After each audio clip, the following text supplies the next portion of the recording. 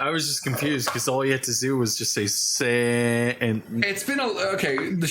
Shut the fuck up. We're on to important topics now, and of utmost importance because I just said I was going to make fun of you for the last time the next time I was going to be on the podcast. Welcome. It's been a while. It's been a long ass time. I've already made fun of you for this. No. No, we don't have time for an intro. I need to make fun of you for being a furry. We can't just gloss past this. It's been like months since I was on here, and I need to make fun of you in a public forum. Oh shit! Oh my god. Dude, you're never gonna live it down. You're never gonna live it down. I love how Josh is like unapologetically furry, and then Jeff is just like, I'm trying to not be, and it's just like everybody keeps bullying him for it. Yeah, no, it's the denial that does it. You're the one who said on this podcast, I might add, that you would go for Crystal from Star Fox. I mean, it's pretty hard to say no to that. That is like, it's oh god, I'm surrounded by them. Oh no, I've just realized I'm outnumbered. Get away from me! Walk away! I'm out of here. Look at Crystal. And we're holding pictures of Crystal at your face. Come on, look at Crystal. Come on. But okay, I would like to clarify that I'm the one who's sitting on the couch, looking at everyone who's holding pictures of Crystal, going, "That's weird." No, you said you would. God damn it. You can't take this back, motherfuckers. No. And okay, so I'm not trying to push it on you. I realize I'm outnumbered here. The point is that liking Crystal makes you a furry, yeah? Like, we can agree on that, correct? Or say, maybe not liking, but like saying you would. That is explicitly furry. I would, if there was a bag on the head. Yeah, sure, fine, whatever. Wait, dude? The rest of it's just as furry. Are we talking like? Actually, there's any version that's any better than any other, so never mind. Yeah, I guess you're right. I guess if you admit you would the Crystal Fox, you're pretty much doomed. You're already past the point. Yeah. So Ben, would you do it? Would you do Crystal the Fox, Ben? Would you do Crystal the Fox and say that this is your fucking fault? I mean, it depends how desperate I'm feeling in this particular day.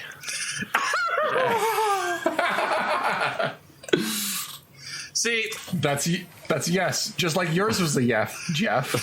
I think you also agree to Lola Bunny, but then I kind of feel like that she's like pop culture-y enough that like it's moderately acceptable for her. I mean, that's still furry. Yeah, but it's still more acceptable than like. I like how it's mainstream furry, not internet degenerate furry. Internet degenerate furry is like Raymond.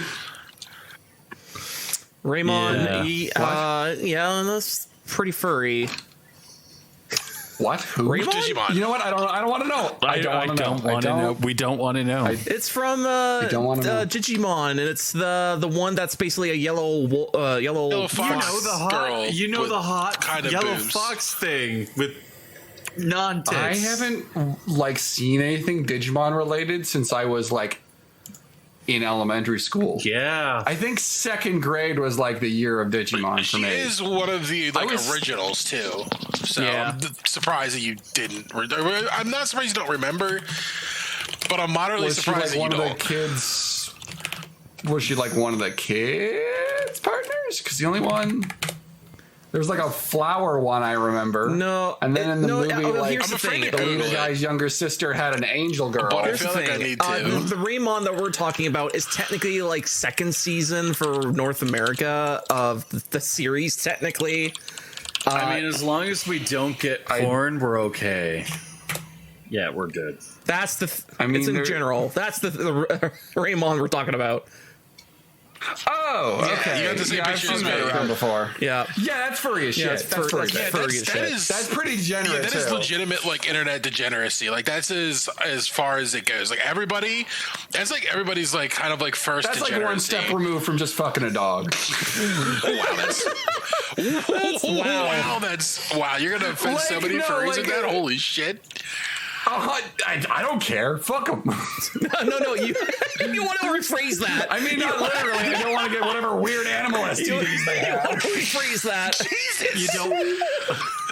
You don't want monkeypox, Rory? You don't want monkeypox? No, he's. Well, it depends. If Wasn't you're... that how AIDS started? Some like flight attendant was banging a monkey. Oh God. Oh my God. Oh, did you hear I'm about sure the that's like pigs?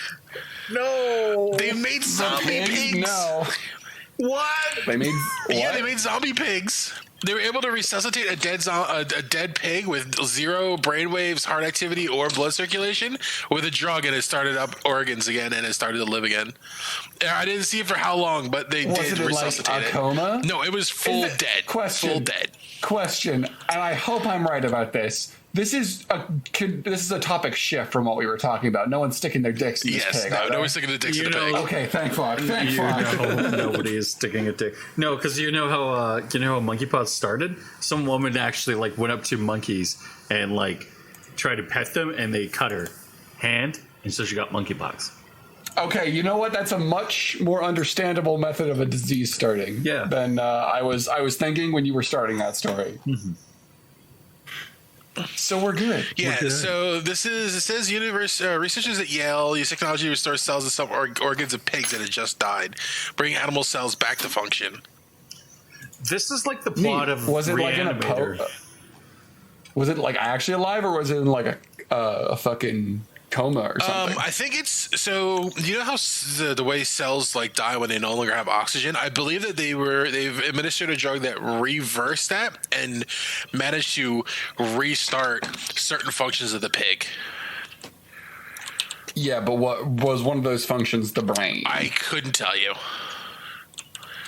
I'd have to read the whole article. I just remember seeing it, and then like people were talking about how like this is how you fucking get Resident Evil. Yeah, yeah. Alan's typing in the chat because you posted a picture of that Digimon. And he's like, "What the fuck am I missing?" You sure you want to know, Alan? Oh, he got home. We can get this man on.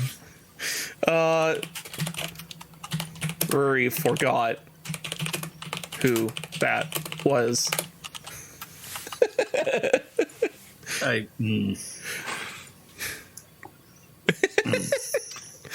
Oh, this is going to be a good podcast. I'm telling you right now. All right. So my call out from Jeff aside, do we have any topics for the podcast? Also, you can do the intro, I guess, if you want. Fuck you, Roy. Fuck you. Heartfelt.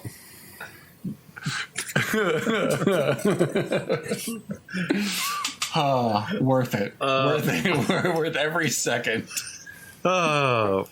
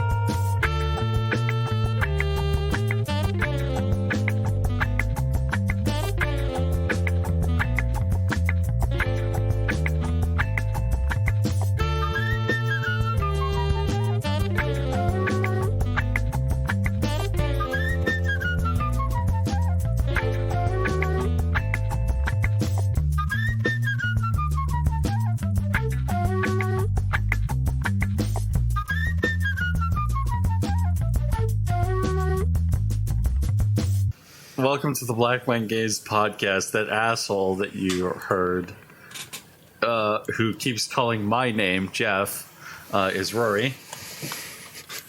Hey, what's up? It's me. I'm here to ruin or make better. I think I've definitely made this one better already, and we're just like barely out of the gate. So I'm feeling good about my role here today. Also joining me this week is Josh, good guy Josh, who doesn't talk shit about his friends. Nope.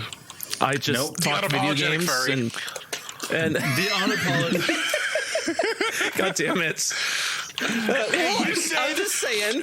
I don't know. I feel like Allan would be the unapologetic. We already went through this. That you're completely okay with Pokemon relationships. So yeah, that's less furry and more bestiality, though. I'd argue. I would argue I follow the Harkins test. Well, it depends on which ones. If you're talking like Gordevar and Lucario, then you're definitely getting into degenerate furry territory. Yeah. Like, if you go with bipedal weirdness, then yeah, it's gonna get weird. Yeah, Blaze the Kid, that kind of shit. Yeah.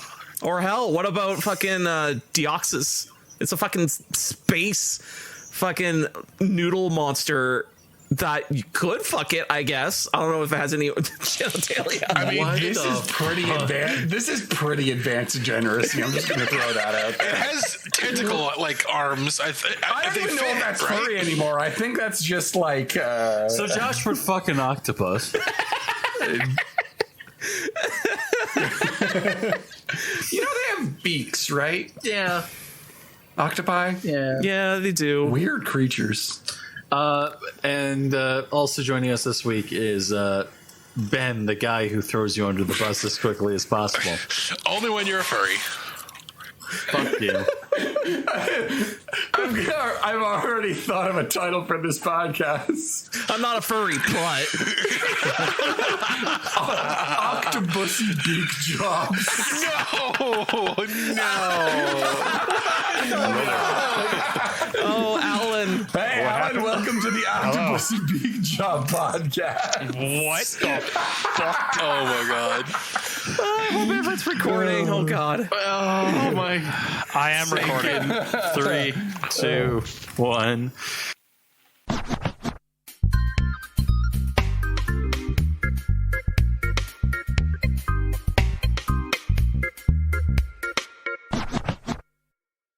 Do I just restart it? Do I just restart the show? No, man, this is gold. We can't recapture lightning in a bottle.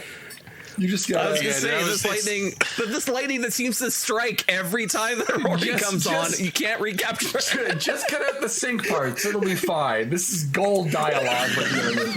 Solid gold. Oh god. Well, so I was gonna say I follow the Harkins test. All right. Just like, are they mature enough? Can they understand me? This is how you end up fucking a spaghetti monster. I'm just saying. Oh, Jesus Christ.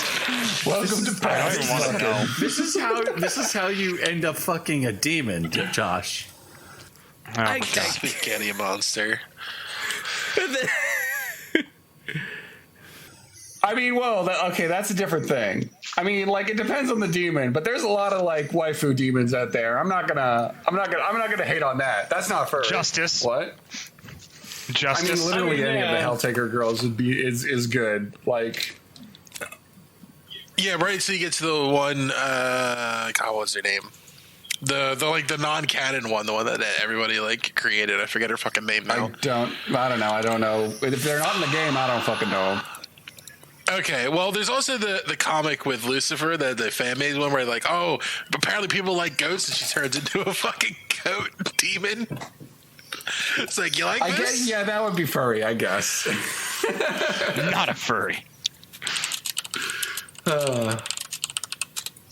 Yeah, we've been talking about me being a furry for some weird reason. Oh. I said I was going to bring it up the next time I was on the podcast. I didn't know that was going to be 3 months from that. You know? These things, they happen.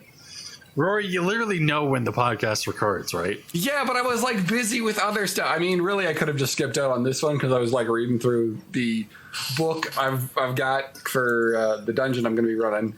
But so everyone look forward to in 3 months when Rory comes on the show again and makes fun of something that I will do next week. I mean, look, dude. I'll be honest. I don't have to work hard to find you doing cringe shit, man. Yeah, like all he has to do is look at fucking limited power. We started trying to fucking Pavlovian. Sorry, let me start over. We started Pavlovian conditioning. Yeah, we started trying to use Pavlovian conditioning to fix your behavior because you were being so fucking cringe. It kind of worked, I guess. We haven't had to do it in a while. Oh dear. But it seems like it's time to return to it. No. This was that. Like the furry shit is old news, and it's mostly just us making fun of him. Yeah, obviously. Yes. Okay. Well. All right. Do we have any real topics? We can go back to the zombie pigs. We can go back to the zombie pigs. Zambambo pigs.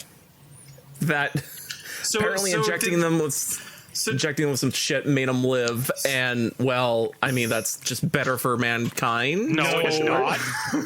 No. They said that the quote is here is the demise of cells can be halted. That's not concerning at all. I'm not looking forward to Reanimator. Man-made horror is beyond my comprehension. Let's just keep going. This just means the fucking weird, corporate elite crypto liches are just going to live forever because they'll constantly replenish their cells. Question: what's the source of this cell rejuvenation? Is it orphan blood? I bet it's orphan blood. It's probably orphan blood. The 13 medical drugs mixed with blood and pumped in the animal's cardiovascular system. Blah blah blah. Demonstrated that some damage to the brain cells can be reversed after blood flow is cut off. Is this a cure for Alzheimer's? That'd be no. This is a cure for death. Well, I mean, if it's any sort of cellular degeneration, then this could theoretically help with it. Did we have a movie series about this where, hey, we found a cure for how to stop death? That's called Reanimator. No, it's zombies. That's called Reanimator. No. I don't mean Reanimator. Reanimator is something a little bit different. Reanimator is literally a guy pumps a cell full of chemicals. I mean, I'm sure this concept has been used in multiple zombie movies. There's a lot of zombie fiction out there, and all of them have their own justifications for why it happens. Sometimes it's a virus, sometimes it's a curse, sometimes no one gives a fuck.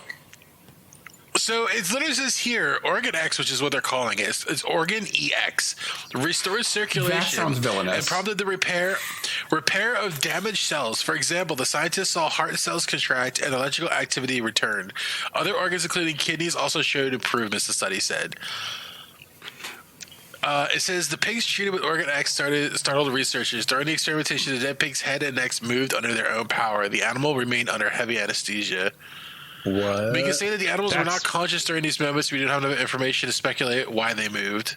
What? This is distressing. Yeah, it's literally pig zombies. They literally killed a pig, let it be dead for a bit, and then pumped it full of chemicals to see if they could get it to fucking revive it. So it could just be random brain activity sparking. They don't really know because it was under anesthetic. Also, they're not really sure. Organ X sounds like the most villainous substance you could possibly come up with. Yeah. Are they going for zombie plague? Because this is how you get zombie plague. It certainly sounds like it. I know in 28 Days Later it was called the rage virus or something. Yeah. It's come on, guys. If you're going to name something, maybe give it a less obviously ominous name. So you don't look so stupid when you kill everyone. I hope to God that this doesn't actually fucking end up a thing, and I hope that they don't suddenly realize oh shit, people can actually get infected with this, like the T virus. They said that they're trying to create a thing what they used to use on life support machines to keep blood oxygenated and stuff. But I mean, they've kind of went a little far, in my opinion. Oh yeah, that's there's the line, and then they just went and took the fucking football and just yeeted it off the cliff. That thing is gone. Well, I just can't wait that I take the pill and I live for another 100 years. No. It's gonna be fucking. We're rapidly approaching cyberpunk, but just in a different way. Yeah. in an unhealthy really way, weird. in a very unhealthy way. I mean, too. I'm sure that Yeah, we don't even get the cool shit of like a fucking technocratic cyberpunk universe. We just get the suffering and I sadness. just want robot arms. I don't want that. I just want sick robot arms. I would be super down with just robot arms. Yeah, I would go for sick robot feet if I could. Or like legs. I If it hate, goes to the I hate my shell, feet. just take my whole body. I don't fucking need it anymore. Just put my brain in a If robot. if I could download myself to the internet, that would be kind of crazy. But what would you do, and how would you do it? I don't know, but that'd be Well, kind of neat. imagine it being like VR chat, but like Oh no. your consciousness. Oh no! Actually, no. That I mean, if you want to see true furry degeneracy, go on there Upload for a yourself bit. into VR chat forever. That's like a special circle of hell. That's not actually, you know what? That might be cool to be a skeleton for at least a little bit. Okay, I'll tell you right now. I'm gonna be everything and everyone all at once. I mean, I do. So therefore, Alan, we could live out our Space Marine fantasies. No, I don't want this. Look, I'm want anything to down do for with this. becoming any sort of lich. Cyber lich works for me. Oh my god. Cyber Lynch. Cyber Lich. Lich, yeah. Yeah, if I can be a big Yeah, metal cyber lich. skeleton, if I can be a big metal skeleton who downloads my the consciousness from the the cloud and then goes on villainous rampages, then I'm down with that. And if my skeleton body that gets sounds destroyed, awesome. I just make a new one, like a lich. Yeah, that sounds. That sounds great. I just want to be a lie, Saturday I am- morning cartoon villain. That's all I Yeah, want. same here. You want to be? You gotta have the funny voice. Rory You wants to be skeletal. Oh yeah, like 100% goofy voice, big cape, over the top. Part of this career is like having your villainous fans fall apart due to like overconfidence or any other sort of, or just like going too far or what have you, and then like having to come back next week. I need a plucky band of superheroes to fight me. Otherwise, what's the point of being the villain? You know. Plus, you're right. Plus, you can also be one of those guys who keeps his organic body around, and then just switch into your regular body whenever you want. Nah, organic's overrated, dude. Fuck I mean, that I shit. could, but eventually that thing's gonna go bad. The moment I understood the weakness of my flesh. I crave the surety of steel. Yeah, the moment I heard that, I was just like, oh god damn. I'm sorry, am I the only one here who's just like, man, these are just man-made inventions that are horrors beyond my comprehension. I don't want Alan, this you're shit. just being Alan. You're just No, Alan. Alan, legit. Like you don't understand. Legit, last week somebody took a rat brain, put it in a robot, and just started digging around with it, and I was like, no. Oh, they've been doing that for years. Oh yeah, I've seen those too. Oh, yeah, they've been doing that for a while. No, like it's getting progressively worse. And I'm Yeah, just they like, made guys, a car that can avoid surfaces by hooking it up to a rat brain. Yeah, and it's distressing. That It's like video the came out like goldfish fish tank years car. ago. You gotta realize, as much as I like 40K, I don't want 40K. 40K's pretty bad. But I mean, give me BattleTech. Give me BattleTech. I'll be happy with BattleTech. Yeah, Battletech's good. Everyone likes Battletech. There's nothing bad that ever happens to Battletech. No. A lot of shit. People bad don't shit just happens to randomly BattleTech. fuck a mermaid, you know. what? Which is What? You can fuck a Jeff, I thought we moved past the you wanting to fuck animals part of the show. Gonna get that fish, Bussy. This poor man. This poor man. Poor self-esteem. No, you know what this is? This is Jeff trying to set up a meme, and then me and Rory just shooting it down because it's so No, this fucking was cringe. This is me talking about stop. Solaris 7. I think it's Solaris. No, it isn't. Oh my god. What the fuck? Solaris 7. See, Why- the thing is, Jeff's segues are just always so like completely out of left field that I've started using them as like kindling to set off an entirely different conversation. That is the correct way to use them. You need more concise segues. I just don't understand where you're going, so I have to blaze my own trail. A segue should be as you finish a sentence, it leads into the next I one. wasn't It should even be- trying to segue. I was trying to talk about Yes, but you tried to. And that's how it came out. You tried to segue. Anyways, yeah, Right. no. Anyway, go ahead. Why do you want to fuck mermaids? What? You started that. You got to fucking finish it now. I don't. I just think you. Pardon the pun. Pardon the pun. I mean, okay, so I don't know if mermaids count. They got a fish pussy, man. Like, All right. Well, We're okay, going it down. depends. Okay, it depends why you're attracted to the mermaid. Are you attracted because of the fish half or the woman okay, so half? are we just If you're attracted to the woman are you half? only gonna get blowjobs from this mermaid? Is that what I'm You hearing? might. Are you not going to get tit jobs? What about that? Okay, I Come mean, on. okay, sure. I mean, you can't like actually like fuck a fish. Like that's not how this works. This I mean, entire this thing is came up in a half fish. Futurama episode 2. So anyways, I was talking about there's an area in Battletech, I think it's like in the Free Worlds League or something like that, where it's like they have humans that basically undergo like transformational things.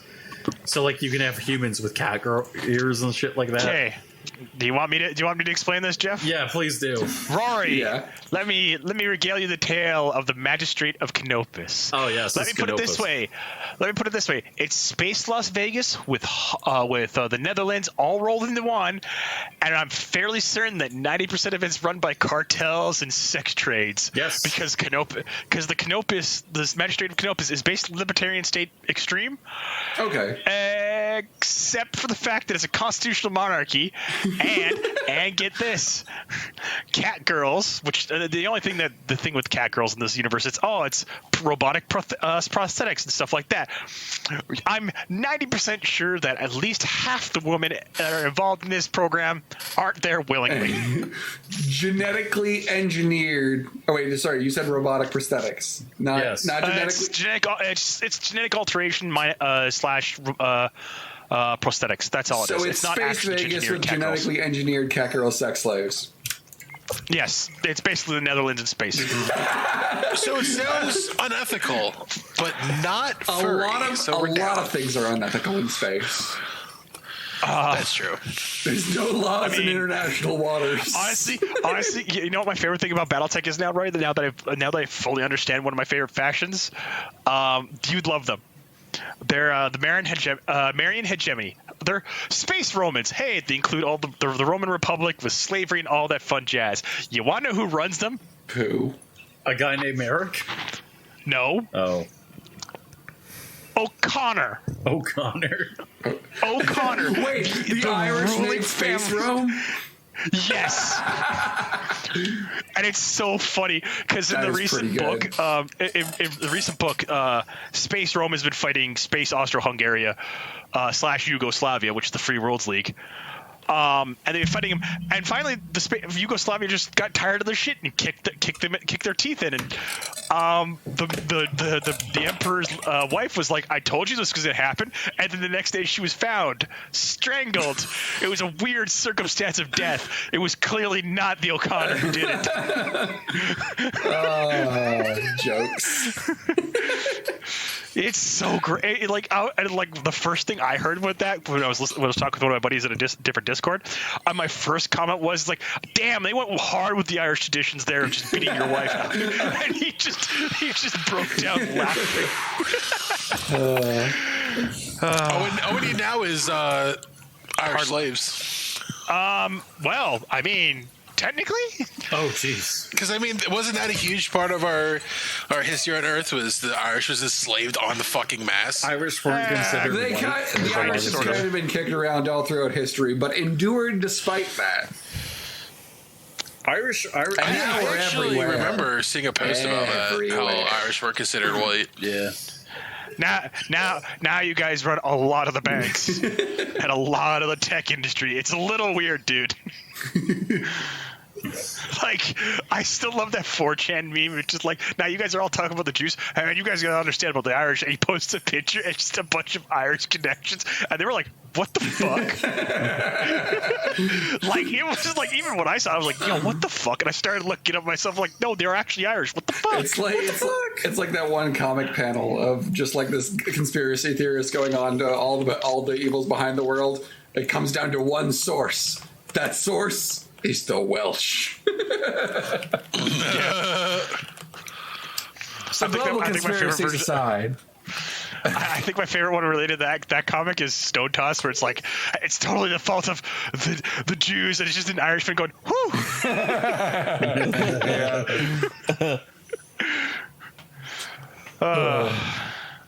All right. Do we have another topic? We have gone off on some A+ tangents so far. So Stray is a very good game that people should play. Stray is the cat game. Stray is Stray the is a cat cat game. You are a cat. You can do cat. You are trying. You are a cat. You can do cat things. You are trying to escape the city because your cat brethren are fucking failures and let you to die.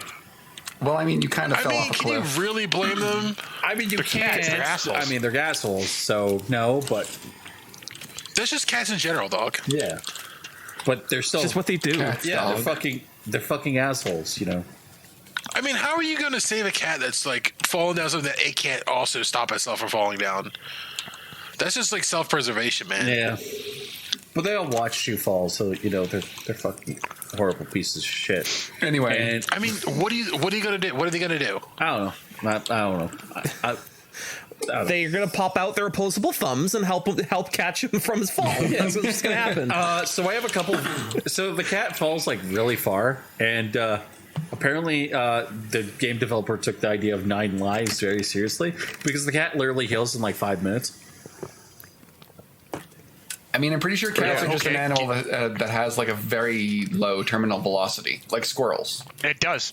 So Yeah. they do I've survive seen- like long falls far more easily than a person Well, the would. thing was, is they show it literally injured, like at the bottom of the pit. Yeah. So it's like, obviously, for the sake of like it's a video game, they can't have the cat be injured for a terribly long time. So like, I understand, but I can understand where Josh or Jeff is getting. I mean, Yeah. The other. sorry, 2 J's. I'm not very good at keeping them apart. The other thing I have an issue with is that game is really short. And like, from what I've less than 6 hours. From what I've seen and what I've okay, sorry, you continue first. I was gonna say like yeah, it's about 6 hours and stuff like that. I'm about 4.5 hours in, so everyone's like, "Oh, you're about to get to the end." Oh my god! I'm like, okay, cool, but it's 6 hours. It has a little bit of replayability. There are things about the game that are just really good. There are things about the game that really suck. The thing I think about that game that annoys me, though, is there's a lot of parallels to real-world events. I will say that much. But I quite enjoy it. I think it's a good game. Wait, hold on. What do you mean by that? Because I've seen like most of the game. So when you get up to the mid-city, there's a couple of areas where they're like, hey, don't go into this area because it's infested. Yeah, there's little cute fucking gray goo monsters. I mean, Yeah, not they're quite, wonderful. but you know what I mean. Yeah, and so then it's like, oh, okay, so the city's kind of in lockdown a little bit because of these things. Are you saying and it then has COVID parallels? It reminded me a little bit of COVID. I don't think it has that much in common with it.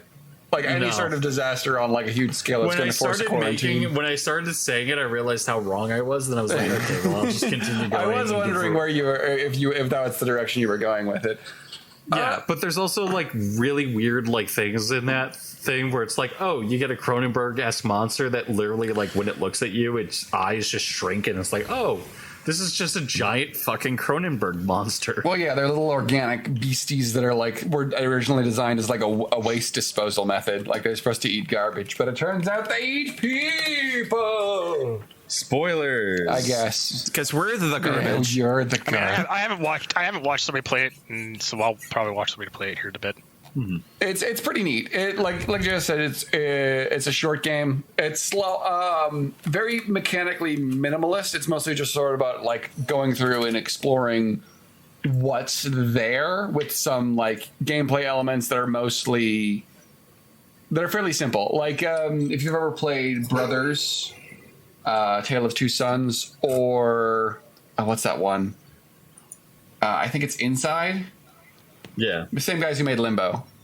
It's like those games where mechanically, like short, mechanically simple games that rely on sort of their atmosphere, world, set design, art, that sort of thing to keep you enthralled for the very short time you're going to be playing with it. I like those games a lot because they don't waste time. They just show you like the cool ideas they had, and then and then you beat the game basically. Here's the mechanic. Here's the mechanic of this game. Here's this game. It's done. Have a good day. Yeah, have fun. Yeah, simple games are sometimes nice to play once in a while. Yeah, you don't have to really like think too hard or do anything too crazy, you know? Yeah. I don't know. I quite enjoy it. I think that this is the game for Josh. Yeah, I get my only hang up is like it's short and $40. Why don't you just Steam share with him? I guess. Alternatively, Because I mean, all he has to do is log into your account and approve his computer, and then boom. As long as Jeff's not playing a game on Steam, he can use it. Or alternatively, Josh can stream it. I could stream it. Yeah, but would he make his money back from like a $60 game to stream it? No, Is but it only I would $40? make money back from him streaming it on my computer. This is great plans. These are great plans. Fantastic plans. Yeah.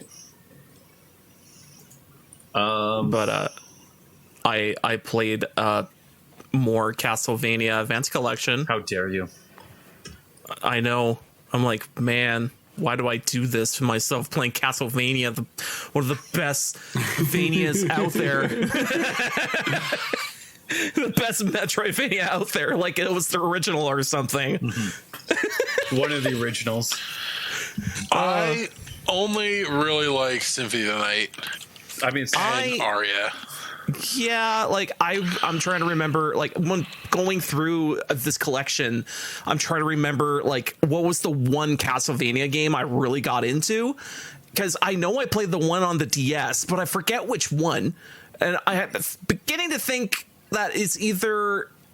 Again, like either the DS version of whatever, Castlevania that was, or it was one of the Game Boy Advance ones, because I know one of them is familiar to me, and I'm like, You know, the irony is Aria is on both. oh, is it? Because that's Yeah, so probably that's probably the There one. is a GBA version that doesn't have the touchscreen controls, and you just do the thing. And then the DS version has the touchscreen things where you have to draw on it to do the magic circles. Because I know for certain that I've played one of them, and fucking, I'm like looking on my shelf trying to go to like, which one is it? And I'm like, but as I'm going through, what was it? Castlevania Symphony of the Moon? I think it's Symphony of the Moon. I've never heard of that. Or Crescent of the Moon. That's what it was. I think that's the GBA one or 3DS one. Yeah. Well, the entire collection is just the GBA versions or the GBA games. So there's Harmony of Dissonance. There's Aura of Sorrow. There is Dracula X, and there is a Damn, there's so many games I've never played. Circle of the Moon. So I played Circle of the Moon. That's what it was. So, and like so far, I've got actually has the. What was it? The feature of using cards, and the cards are different magic abilities. You can and you only get like 10 of each. So there's like one for power, and one is whatever the hell it does. Like gives it a modifier to do whatever. So one would be like this one heals. This one gives you attack bonus. This one gives you fire, and then the next one would be like spread shot, vines, speed boost, or whatever, and then you do those two powers together and it gives you something weird. And so far I've unlocked like a couple of cards, and I was like, oh right, I can have a sword that's vines or a sword that's fire. Rad. But other than that, like, I'm playing it through and I'm like, man, this is very Castlevania, but a little more in depth, and a save system that I like more than like the early Castlevanias, because I'm like, I'm not into the old 90s style of gameplay. I'm like, fuck, just give me a checkpoint, please. I don't want to restart the whole thing, please. That's my attitude for like the old shit, because man, I have zero patience for that. But yeah, like Circle of the Moon, so far I defeated I think the first boss, which was the werewolf that has very basic attacks and is trying to charges at you and shoots electricity, because as werewolves do. Or actually no, I think the name is Cerberus, although it doesn't have the multiple heads, which is weird. And took me a couple tries, but I managed to get him. Although the thing that has kept screwing me up in the game is that I can't remember like the button combos of like wanting to jump into attack and remembering all the things I used to do in Castlevania game. I kept fucking up on my buttons. I don't know what's with me. I kept thinking it was opposite of what I was supposed to be hitting. And so I had to like reconfigure the button configurations just so I can be like, all right, this is jump, this is attack. These buttons don't do anything because fuck those buttons. And also there's a action replay feature in the collection.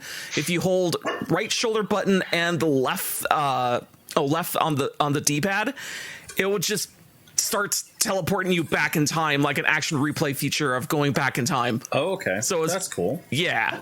So it's like that's super neat. Yeah, that's dope. Yeah, Macy, to the point where I felt like I fucked up so bad on one fight. I was like, can I just replay the whole thing? And the game's like, yeah, totally. Just hold the replay thing. And I'm like, oh, thank you. I don't have to redo the whole thing. Like, awesome. I think there is a bit of a timer on like that on the replay part of it, but I'm like, all games have that same feature, so it's like, oh man, I could just even go back to Castlevania. It has Castlevania X in here, the one that I don't really like because it's still old Castlevania. I could just go through that and be like, oh fuck yeah, just fucking rewind this shit because wow, this part of the level was garbage. I gotta replay it again. Like all the worst features of every Castlevania game made mute by this action replay feature. I pretty much like. Well, that's another thing. Like, I remember trying to play the collection of Mega Man. I think it was like 1 through 9 or something, and like I was trying to go through it and play like 1 or 2 of them, and I think I should have started with the very last version of Mega Man versus the very first version of Mega Man, because man, there's some things about it that I was like, man, this is too 90s for me. This is way too 90s because I never grow up with that. Like, I remember playing the Nintendo, but I don't remember a lot about the Nintendo. I remember playing the SNES and play that a lot. I remember playing the the PlayStation and like all the later generations of shit. But the original Nintendo, like I faintly remember playing things on it. But of course, at the time I was like, what, fucking, I don't know, 2 or 3 or 4, like. Don't remember shit. So when I go back and try to play those like darling games, it's like, oh, I can see why it's darling and why everyone likes it, but man, nowadays I don't think it compares very much, and it just wears under patience. Really does. Which Mega Man were you playing? I'm trying to remember. I think I was trying to play like the first one, like people like to hail certain versions of the game, and I'm like, oh, let me just play the first one, and I'm like, you know what? I think I maybe completed 1 world or something, and then I just went, I don't want to. I think some of the later ones are definitely a lot better, like when they have like slight quality of life increases. Yeah. Like I think I liked Mega Man X like the most out of any of them. And I did believe that's the one where you could play Zero in it or whatever. Yeah. Because I think... were you a Zero fanboy as well? No, I like that one because of the movement and like the upgrade system was just more in my wheelhouse of like what I enjoyed from a Mega Man game. Like I think not just getting gun powers, getting like actual increases to the character power was just as interesting as getting new ammo types. Like I felt like having to use only getting ammo was just like kind of lame. Yeah, like I think once people start figuring out like, oh, it's not necessarily about making the game tough as shit and replay the whole game over and over. It's about just going through the game and having a what's the word, just like a progressive save your progress. Yeah, you got that new item, save here, you come back, do it, go to this new, now you can come back to with this new ability, and you're like, all right, let's go. I'm going to use this new ability and do a thing. Like once you start having save systems and once you start figuring out like, oh, people just want to have a good experience and not a tough as shit one. That depends on the person. Well, it depends on the person, yeah. But like, I guess for me, I think once you start using, save stations and shit like that, I'm like, oh, for me personally, when I start doing that, it's like, oh, this is way better, because usually when the person puts in save stations, they have to constantly, the person who's designing it, if it's a good designer, will put the save stations at least somewhere close to where the fucking boss is, so you don't have to like travel your ass a half a kilometer to get there. I mean, depending on the it sort of depends on the situation. Yeah, I can understand why like you'd want a game to have that for the convenience sake, but like if I go back to like, because I remember that's like if it, like Elden Ring, for example, has that feature where almost every boss has like a fucking stake of America nearby, so you don't have to go that far when they kill you, so you can just keep on hammering against them. And the few that don't are usually complained about for that point. But if we go back to like Dark Souls 1, like, you have to truck through, like, some levels in order to get to the boss. Because that game but some of them had, like, nearby bonfires at least. But Quelag had the one down the bottom. The closest to Quelag was, like, halfway through the swamp, dude. It was, yeah. Down the bottom in the sewers. Like, but it's still quite a ways away. And it's about learning, like... you had to walk through the swamp and get poisoned. Yeah, but it was still close enough that even if you ran through the swamp, you didn't get poisoned. You absolutely got poisoned on the way to Quelag. You got poisoned every time. Trust me when I say, like, for sure, there is no way you are getting Quelag from there without getting poisoned, unless you have, like, some ridiculous... I guess maybe if you like pumping resistance or something, or have, like, a really efficient route. But the fastest route, like, will get you poisoned. So you just have some poison moss on you. No, like, but that's not really the point I'm making. Like, first of all, it's still way farther than anything in Elden Ring, way farther. And secondly, like the emphasis in that game was on the exploration and knowing an area so that you could know the fastest way to a boss. Like finding those shortcuts was really heavily incentivized. Because like the interconnected world was a huge draw of that game. Wasn't nearly as far as like Dark Souls 3's distance or Dark Souls 2's distance. Dark Souls 2's and 3's distance was much larger. Like the distance between bonfires was much larger than Dark Souls 3. Are you kidding? There are some cases where you can have 3 bonfires in the same frame. They are so much closer.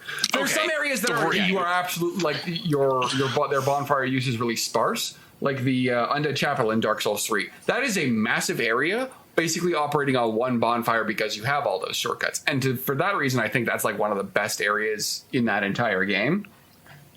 But like it was more often the thing with Dark Souls 1 because, like as I said before, like the exploration and like figuring out the areas and how they all interconnected was a huge part of that game. That wasn't really as important in later games, which were much more linear. And Dark Souls 2 had bonfires every 5 feet because they had to, because your weapons broke down so fucking fast that you needed them. Because the weapon durability in that game was tied to the frame rate. So if you weren't playing on a console, you were fucked because your weapons would break 2 to 3 times as fast. The better your PC was, the harder that game was. That is funny. I didn't play it on PC. I played it on PS3, so I did have that issue. But I want to say this real quick. In Dark Souls 1, did not get poisoned in the swamp going to Quelag. Is you grab the shield from the bridge on the way there to when you go down there, the Spider Crest shield. You can start as bandit and get it, or you can grab it on the bridge past the dragons. No, the Spider Crest shield is located in the Spider Crest. Well, first of all, you can get it at the beginning of the game if you're a bandit, and secondly, you get it in the sewers in the room with the giant rat on the balcony above it. That's where the Spider Crest shield is. Yep. No, the Spider Crest shield is on the bridge. If you don't take bandit, you got to go across the bridge, and you know where, or in the middle of the bridge is a dead body. I am 100% confident in saying that the bandit's shield, like the Spider Crest shield, is in the sewers where in the room with the giant rat. I will $1,000,000%. I will stake my life on there. The reason why I know you're wrong, Ben, is because when me and Rory were going through that game and going down through the sewers and stuff like that, he was like, "Oh yeah, and there's the shield that helps you deal with those fucking assholes." I've done that run. That shield literally also 100 times. Flex on you a little more. That shield doesn't give you more shield. And get that shield right there every single time. No, okay. First of all. To flex on you even harder, that shield does not increase your poison resistance. It stops any poison attacks you block, which makes it invaluable for dealing with the toxic spitting dudes, because you can block their attacks and not take any of that toxic buildup. But it doesn't increase your poison resistance. It does give you overall, though. I'm pretty sure it does give you overall resistance. No, the only if you pull out a shield and the bar appears at the bottom and then starts draining, that's how you know it gives you extra resistance. The spider shield does not do that. It just blocks any poison damage that like hits your shield as opposed to you. I know Dark Souls 1 like the back of my hand, dude. I am willing. So I am willing to put money on so this. many hours in this. You want to put money on this? I don't have the money to put on it. Back down. Back down. Hold on. No, because I don't have an income. What do you want me to do? Hold on. Okay. I will put a copy of Stray. And whoever's right. That's $40 of value. Whoa. Tell you what, I will buy somebody a game of their choice. Whoever's correct. Dangerous. That's just dangerous offer there, Jeff. Oh, watch it be a hentai game. Could I finish off the fucking... Yes. Right here, Spider Shield Special grants a bonus to poison resistance. Well, I guess Ben wins a free copy of Battletech. Then what? It's right there on the wiki. First of all, the point we're arguing is where it's found. Locations in the Valley of Drakes, on the bridge to New Londo's ruins, lower on a corpse above the giant rat in the depths. Yes. Yeah. Get on it. Oh, it's in 2 locations. That's exactly where I said it was. And above the giant rat in the depths. That's what I said. Yeah. Okay, so then we're both right it's there. in both locations. Shit, do I own so two we're both people? right, and I'm right on the other thing as well, that it grants you bonus poison resist. So then the other thing you do to get through the poison is you pop a humanity, because humanity gives you higher capacity for that. 1 second. First of all, you're getting this off of the fucking Fexter Life Wiki, aren't you? Yes. That is a terrible source for information. It is often wrong. Because I use it, and I can tell the difference, because the bar size increases. I can't tell you how many times I've gone through this game. I literally would run characters up to 120 in like 5 hours. I was nearly a speedrunner at that game. That's how much I played it. Spider Shield. 100% block, but not to AoE poison. The swamp is AoE. It still gives you a natural resistance to poison. It increases the poison resistance bar. Yes, I get that. But no, it also has that property where it blocks all poison damage. You can block the poison. The blow darts and the throwing knives. We're at an impasse here because everything we have both said is now correct.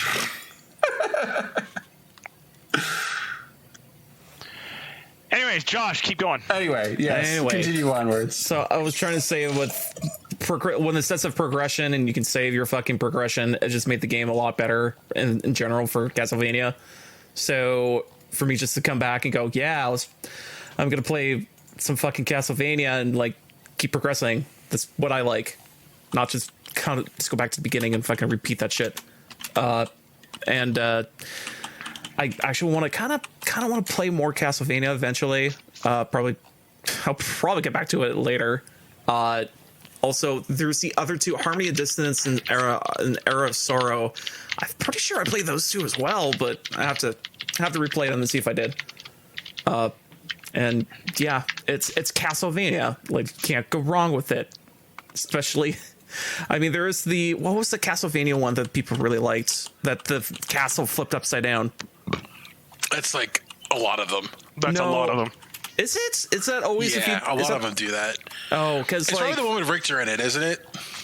I think Didn't so. Symphony of the Night do that initially? It did do it. When you play as to get the true ending, you have to flip the castle, and to unlock Richter to play is you have to flip the castle and then beat as Richter, if I remember correctly, to get the other stuff. Is with the castle flipping upside down. I think that was the revelation for a lot of people, going like, "Whoa, there's more." Flipping the castle always like fucking weirded me out because I was like, how the fuck do I navigate half this shit while it's upside down? That's the thing. It's like it makes you go, wait, you can still navigate it? Actually, there is a mod. Yeah, you definitely need double jump for that shit. Yeah, or super jump. That's all you need. Oh yeah, because Isn't it the one in Symphony of the Night where like you literally just fly up until you hit a ceiling with the super jump? Yeah. Yeah, that was hilarious. Yeah, crush your head into the ceiling, pop it out, and go, okay, I can get to that stupid piece of stairs now. But actually, funny enough, with flipping this castle upside down, there's a mod for, I think, for the original, or no, Super Metroid. They turned everything 90 degrees. Like, the whole map structure is tilted to its side. And it turned and people were playing through this tilted 90 degrees feature of Metroid, going, "Wait, could you still play through the whole game when it's tilted 90 degrees?" And if you can actually super playable. There has to be sections where have to be precise jump. You have to put in jumps, but like you could totally do it. You can still do it. It's kind of rad, and fucking weird as shit. But like it's a playable game. It's so weird. But yeah, kind of have to be on your toes about it because you have to know how to wall jump, and a lot of people didn't know you could wall jump in that game. So you're gonna have fun with that mod.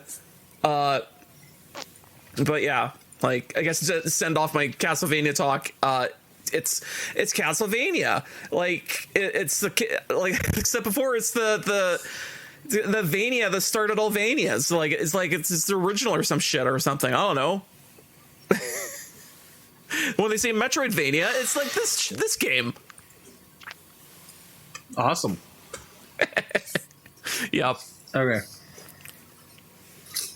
Do we have any other things to talk about? Allan, what have you played this week? You played Battletech.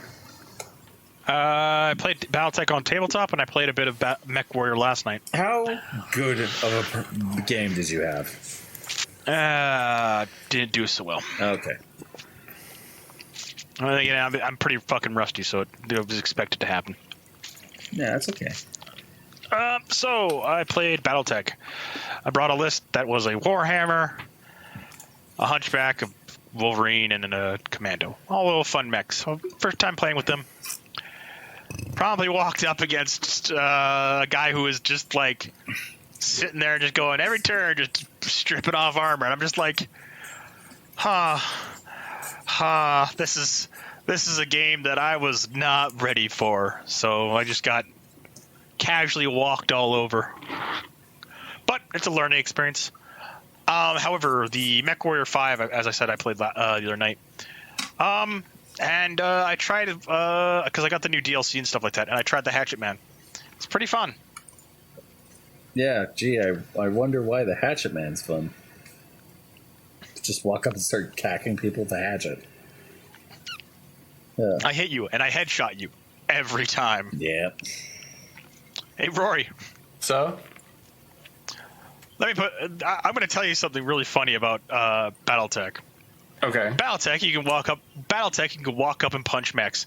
You only get to hit the upper part of the body, so you hit the chest, the arms, or the head. But because of the way how this game is worked, technically a headshot should be really hard to do. Except for the Hatchet Man and the Axemen, who are just uncannily in the more advanced gameplays. We're just like, yeah, no, if you make a successful hit, it's very likely you roll on this chart and there's more head slots to hit. So it is literally just walk up, boop, oh, that's a dead pilot. Wait, for you, it's dead pilots? No, for them it's a dead okay. pilot. They just hit your head more often. Okay. Yeah. It's actually pretty fun. I think you'd enjoy the Battletech universe, honestly. I think Rory would enjoy Battletech, yes. Probably, but I ain't got no time to get into new tabletop games. I mean, you could play the video game. I mean, yeah, just buy the fucking video game, bud, and then just play that for 18 hours. And then become a nerd like me and Rory. For exactly 18 hours. Or me and Allan. Yes.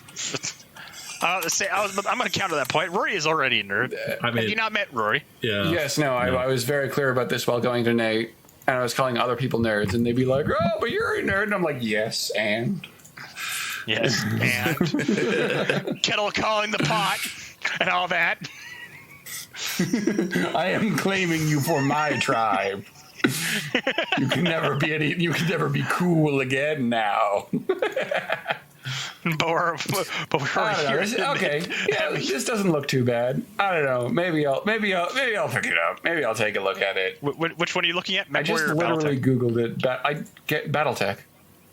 Full talk down. I've seen MechWarrior play before. It's cool, but like the gameplay doesn't look particularly. Modern MechWarrior is not that. Yeah, no, it looks neat, but it never like grabbed me. Grabbed me gameplay wise, you know. Yep, no worries. Yeah,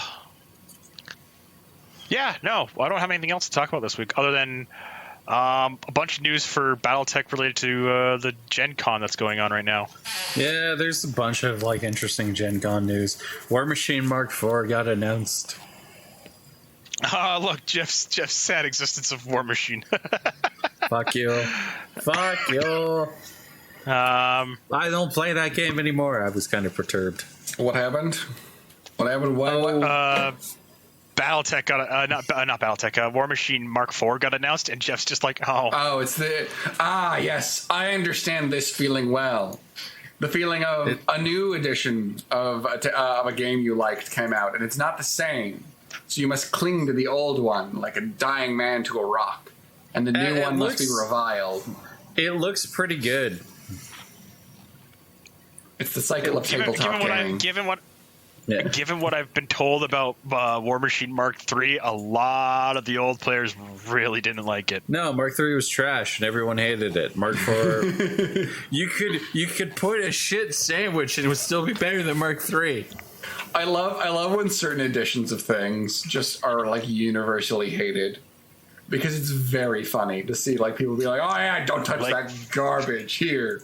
Well, the problem with Mark III was like the entire point of War Machine was like you could measure something out, you would measure something out, and then it was you had an eye. And so in Mark III they changed the rule where it was like, okay, you can activate something and then you can pre-measure it out so that you could check when things are in range. Okay, it's not like BattleTech where you have a board that has structured areas where it's like, okay, these are where your mechs can move and these are the spaces your mechs take up. Okay? War Machine's different. It requires a tape measure in order to actually work and function. So what ended up happening was you would play these games with people and they would be like, okay, I'm going to move this mech here, and they would measure all their stuff out and then they would just do it, and the activation order would just get fucked. And it didn't matter because like if you had like a player who was like really good, you would be the guy who goes, no, I'm sorry, you have to do order of activation, and they would just be pissy the rest of the game because you're like, no. So I can't say I really understand the problem. Like people just didn't. I was just saying that's like people getting upset at Magic about the stack. Yeah. I mean, come on. Yeah. That just seems like people not like. Wait, that's the reason people didn't like it is because they didn't want to learn the rules. No, there was like a bunch of other reasons. Like there were things where like the game wasn't really balanced, so they ended up having to do massive erratas that changed the entire rules of the game. And then power creep came into play. The new edition, it looks like as if I think the models I have are all basically I can't use them anymore. Which is great. Why not? What the fuck? I think. I'm not 100% sure.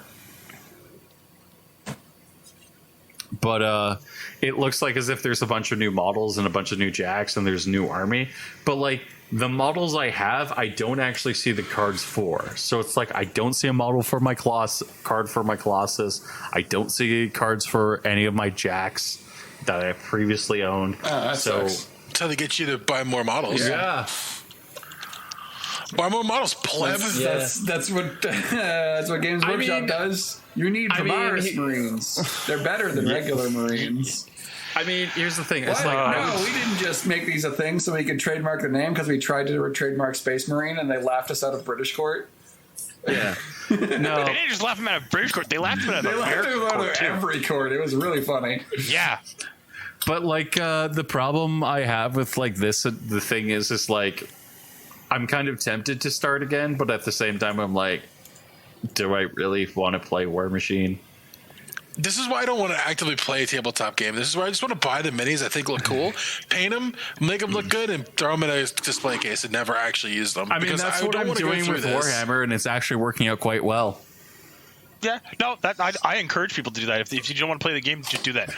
I think it's most of the people however- who buy models is just they buy models because they look cool. I say one of my 3D favorite- print your models.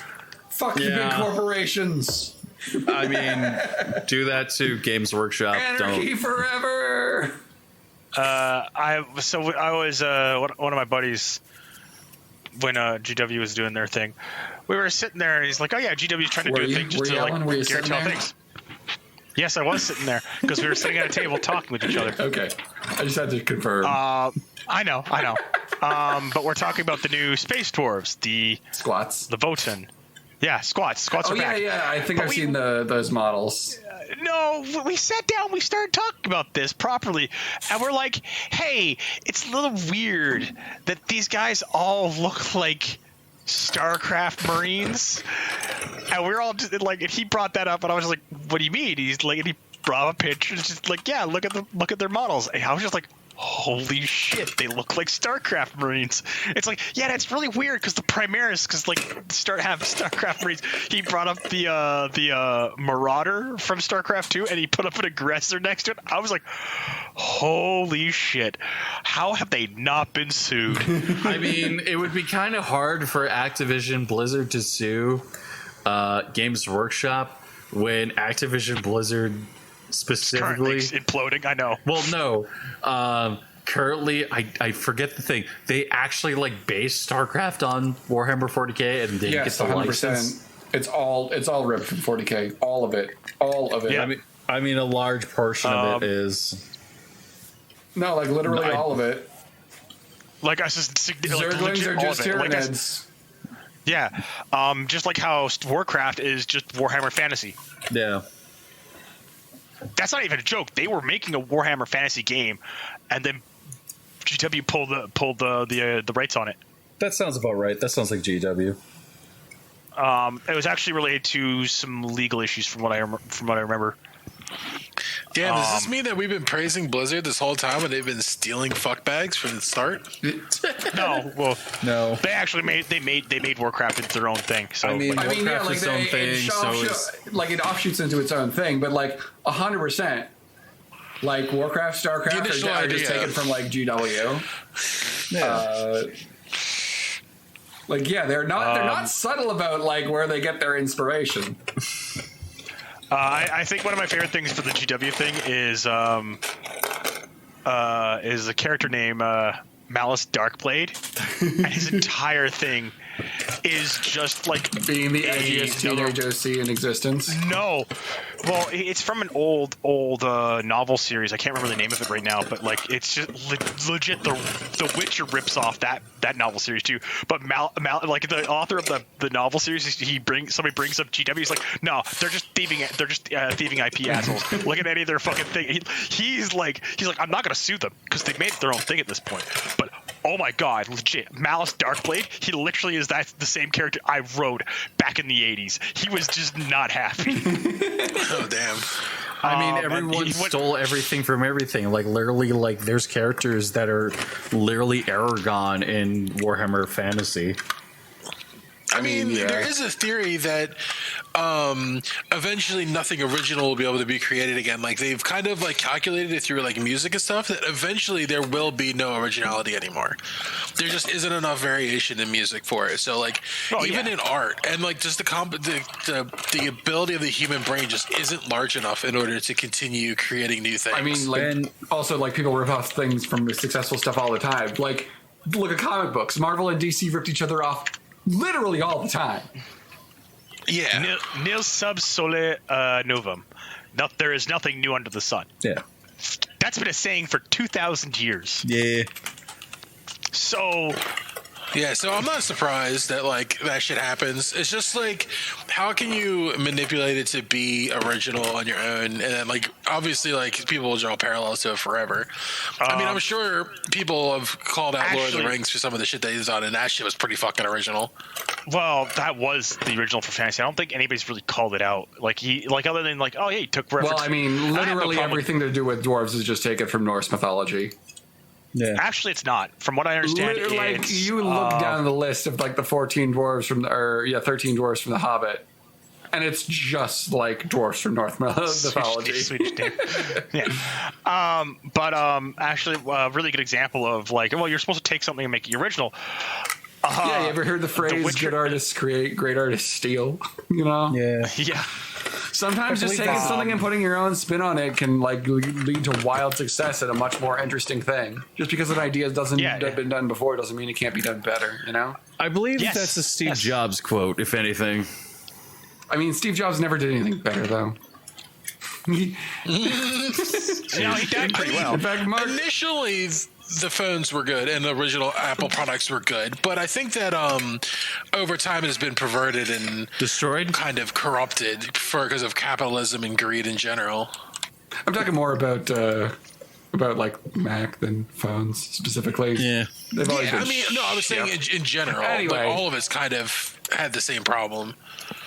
Anyway, tech nerd rage aside, Josh, any? Yeah, Josh. Josh. What? Josh. Huh? Get rid of the copyright system. I agree. No. Yeah, I know. Copyright just needs to be reformed. Yeah. That with all the freaking like, oh, what if the music thing and shit? I'm like, yeah, get rid of copyright. But I'm like, you know what? Oh, copyright! I heard you guys say copyright like the first 3 times, and I was like, what the fuck are you guys talking about? Oh yeah, no, abolish copyright. Fuck them. Yep, fuck them. I mean, it was suck for me and Jeff when we try to sell something, but then at the same time, I'm like, no, this is better. Here's the thing, though. If someone takes your work and then like does work on it and sells it as their own, just steal it back. Just reverse crime, though. Well, it wouldn't be a crime then anymore. Exactly. Reverse, not crime. Or hell, you make something and someone rips you them off, fucking steal it back. Pirate their shit. See how they like it. So, anyways, I was gonna say, bring up Josh. Talk about Pokemon for. Oh yeah, a new trailer drop for Pokemon. You can. Oh my god, did you hear about how pissed people got over the fucking ice gym leader? What? Oh yeah. Oh, that was amazing. So there's an ice gym leader. People saw only a 5-second clip, and I think it was afterwards they said it was a male. So yeah, they were like, the Rule 34 artists are gonna come at light speed to fucking draw this character with big ass boobs without their coat on, and then they did it, and then there was a post on Reddit, and it's like, I just found out it's a guy after I speed painted him with giant titties. Yep. So I remember you sharing that fucking post with me on Discord, and I'm like, oh, this guy's pissed. That wasn't me, was it? No, I think that was Ben. It seems more did I? controversy than anything else. I remember seeing it, but I think I sent it to you. Or no, you probably sent that to me. That's probably what it was. No, I'm checking. Checking your messages right now. I'm just going back. I'm like, where is this? I know I saw this. I did send it to Josh. Okay, here, I'll put it in the topics list because it's fucking hilarious. It's very funny. Yeah, because there's 2 parts of it. One is the guy on Twitter or Tumblr. The other one is girls.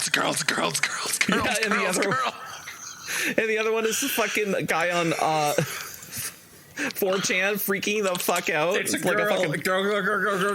Girl. Yep.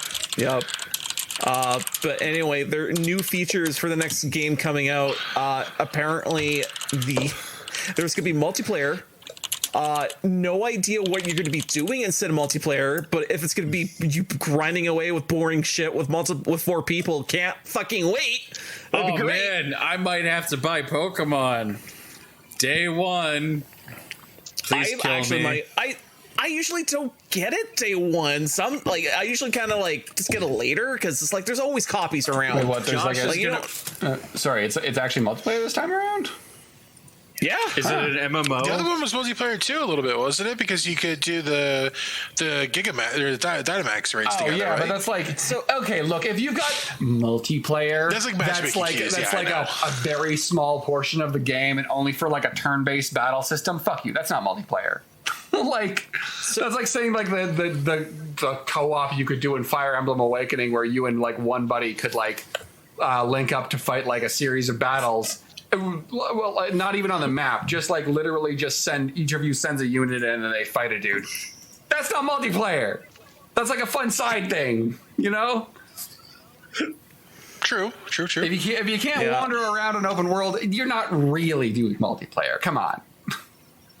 Sorry, rant aside. Continue what you're talking about. But yeah, like again, like there's a lot of the multiplayer question of like what you're going to be doing, but like there is clips of it where all you and 3 other people are posing in front of a camera in the overworld. So I'm assuming you're going to be, you know, doing shit in the overworld with friends. So there's going to be something happening there. And also, another thing that a lot of people were pissed off about was the new legendaries, the bikes. The one's wheels don't work. Yeah, the one's wheels don't fucking spin, so he's running everywhere. While the fucking other one is all futuristic, and it's like, yeah, I can use my wheels. I don't know why you can't. Yeah, it's like it's so. I saw memes of that. It's just like literally why. Come on. Yeah. You couldn't just use the same animation set for both. The giant wheels look so stupid if you're not going to use them. I mean, or hell, maybe he was a quad that had it on his like elbows or hands or something, and he just quad around or some shit. Like that's even better. Like You that's know, probably nobody's gonna buy Scarlet because of that. They're all gonna buy Violet because the Violet Legendary is so much better. it looks so much cooler. Like I always buy 2, but man, I'm gonna buy the one first. Man, I'm gonna buy the one. You know what's really funny about all this? What? We had the solution to this problem, and it didn't involve a bike Pokemon that's your legendary. Oh, it was the X and Y solution. No, it was Sun and Moon solution where you. Oh, Sun and Moon. Yeah. Hey, I've now got the ability to summon a Lapras out of nowhere. Who cares? Whatever. And I can ride across the waves with it. Yep. That was it. We had the problem solved. You can get a Lapras. You can get a what's it? Machamp to push shit. You can get a. Oh man, what was the other ones? You can get Charizard to fly, Sharpedo to fast swim, Lapras to swim and do searches and stuff like that. And you had, I think, there was one more for climbing cliff face. I can't remember what it was. But it was the solution was there. That was the problem was solved. Yeah, because they got rid of having to teach Pokemon HMs to maneuver. Because you just use Lapras for Surf and Whirlpool and Charizard for Fly and the Bison to run around or whatever. Yeah, and you still had the bicycle. You just had the bicycle for being. Oh no, you actually had a Mudsdale for running around the city. Oh, Mudsdale, yes, that's what it was. And a Stoutland. I couldn't remember. It's been a while. And you had Mudsdale and Stoutland. You had 2 actually. Okay. And I'm just like, that was the solution. Why are you going to this dumb Pokemon idea that is a bike? Which, by the way, I think it just carries over from Sword and Shield because you got the stupid bike idea of like, oh, the bike has inflatable wheels that you can just ride on water. I'm like, that's not how that works. Well, it does like everything. So I kind of get it, why they might have changed it. But it kind of feels like... Stupid. I don't know. If both were like similar and like they both used their wheels and were like both mechanical, I think it would be really cool.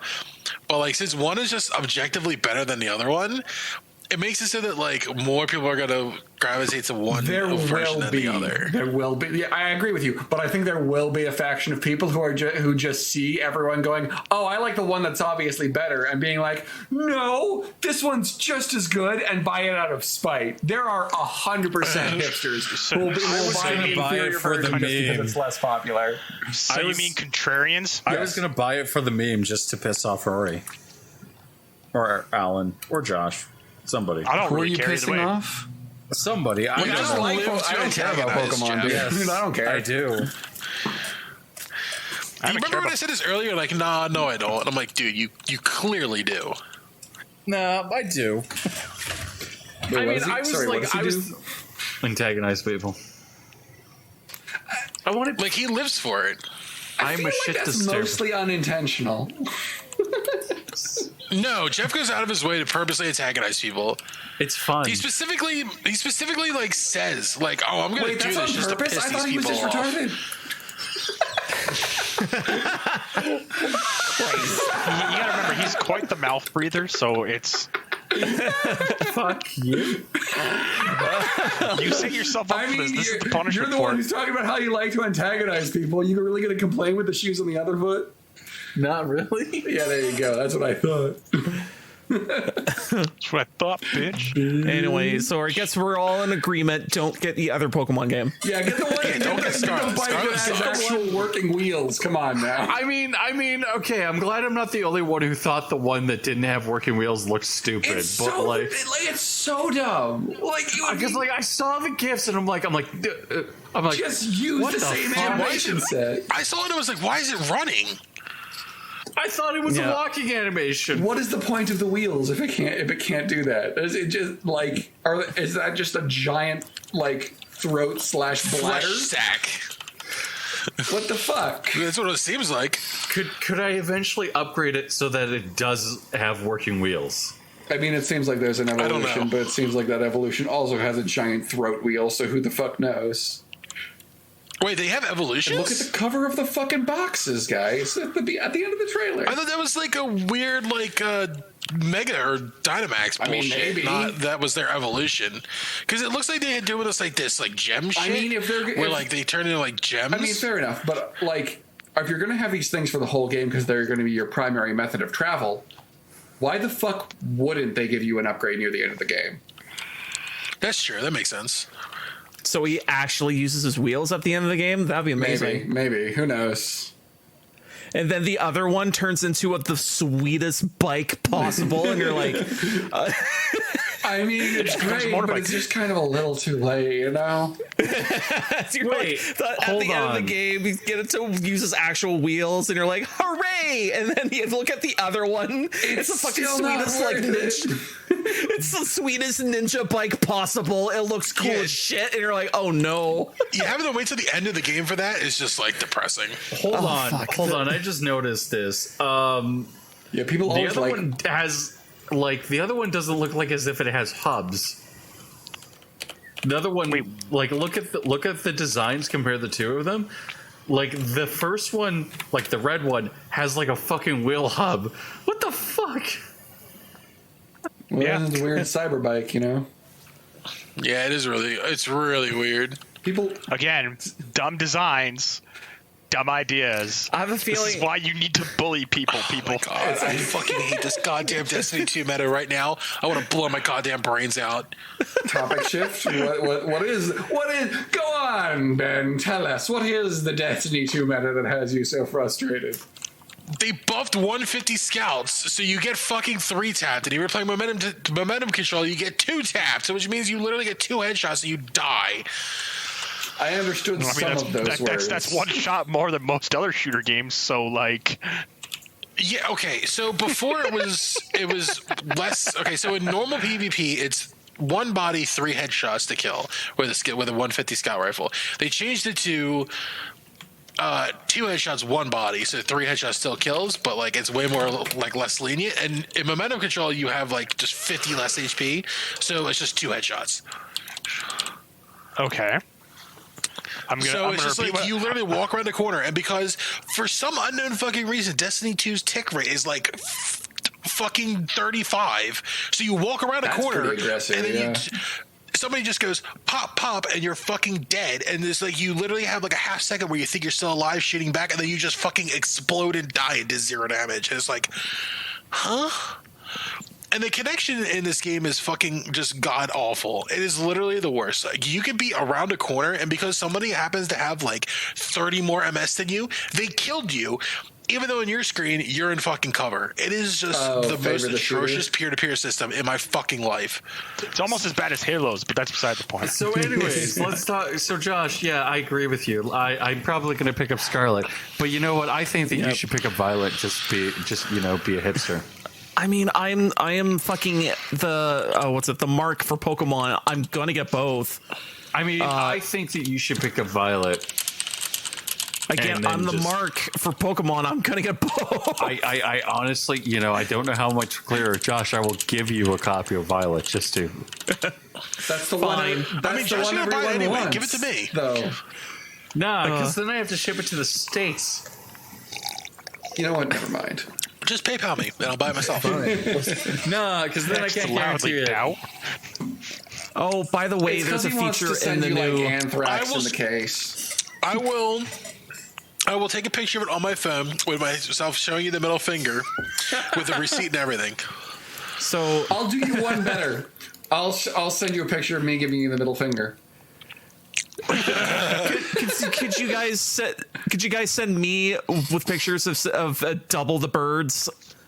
2 middle fingers, but how will I hold the phone, Josh? I don't know. You set it up on the wall or some like duct tape it on a wall. I don't care. But there's another feature. There's another feature. There's a feature in Pokemon Scarlet and Violet we forgot about. It's this weird treasure thing. It's basically you get the same Pokemon as it was before, but it gets an extra typing, and it has this weird gem crystal thing going on top of his head. It's the new Mega Evolution that some of them are pretty unique too, where you get a Vaporeon with electric, and it's just like, what? Always with the Vaporeon.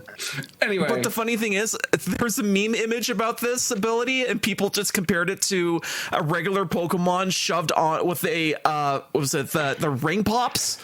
Shoved a ring pop on the top of his head. It's not even.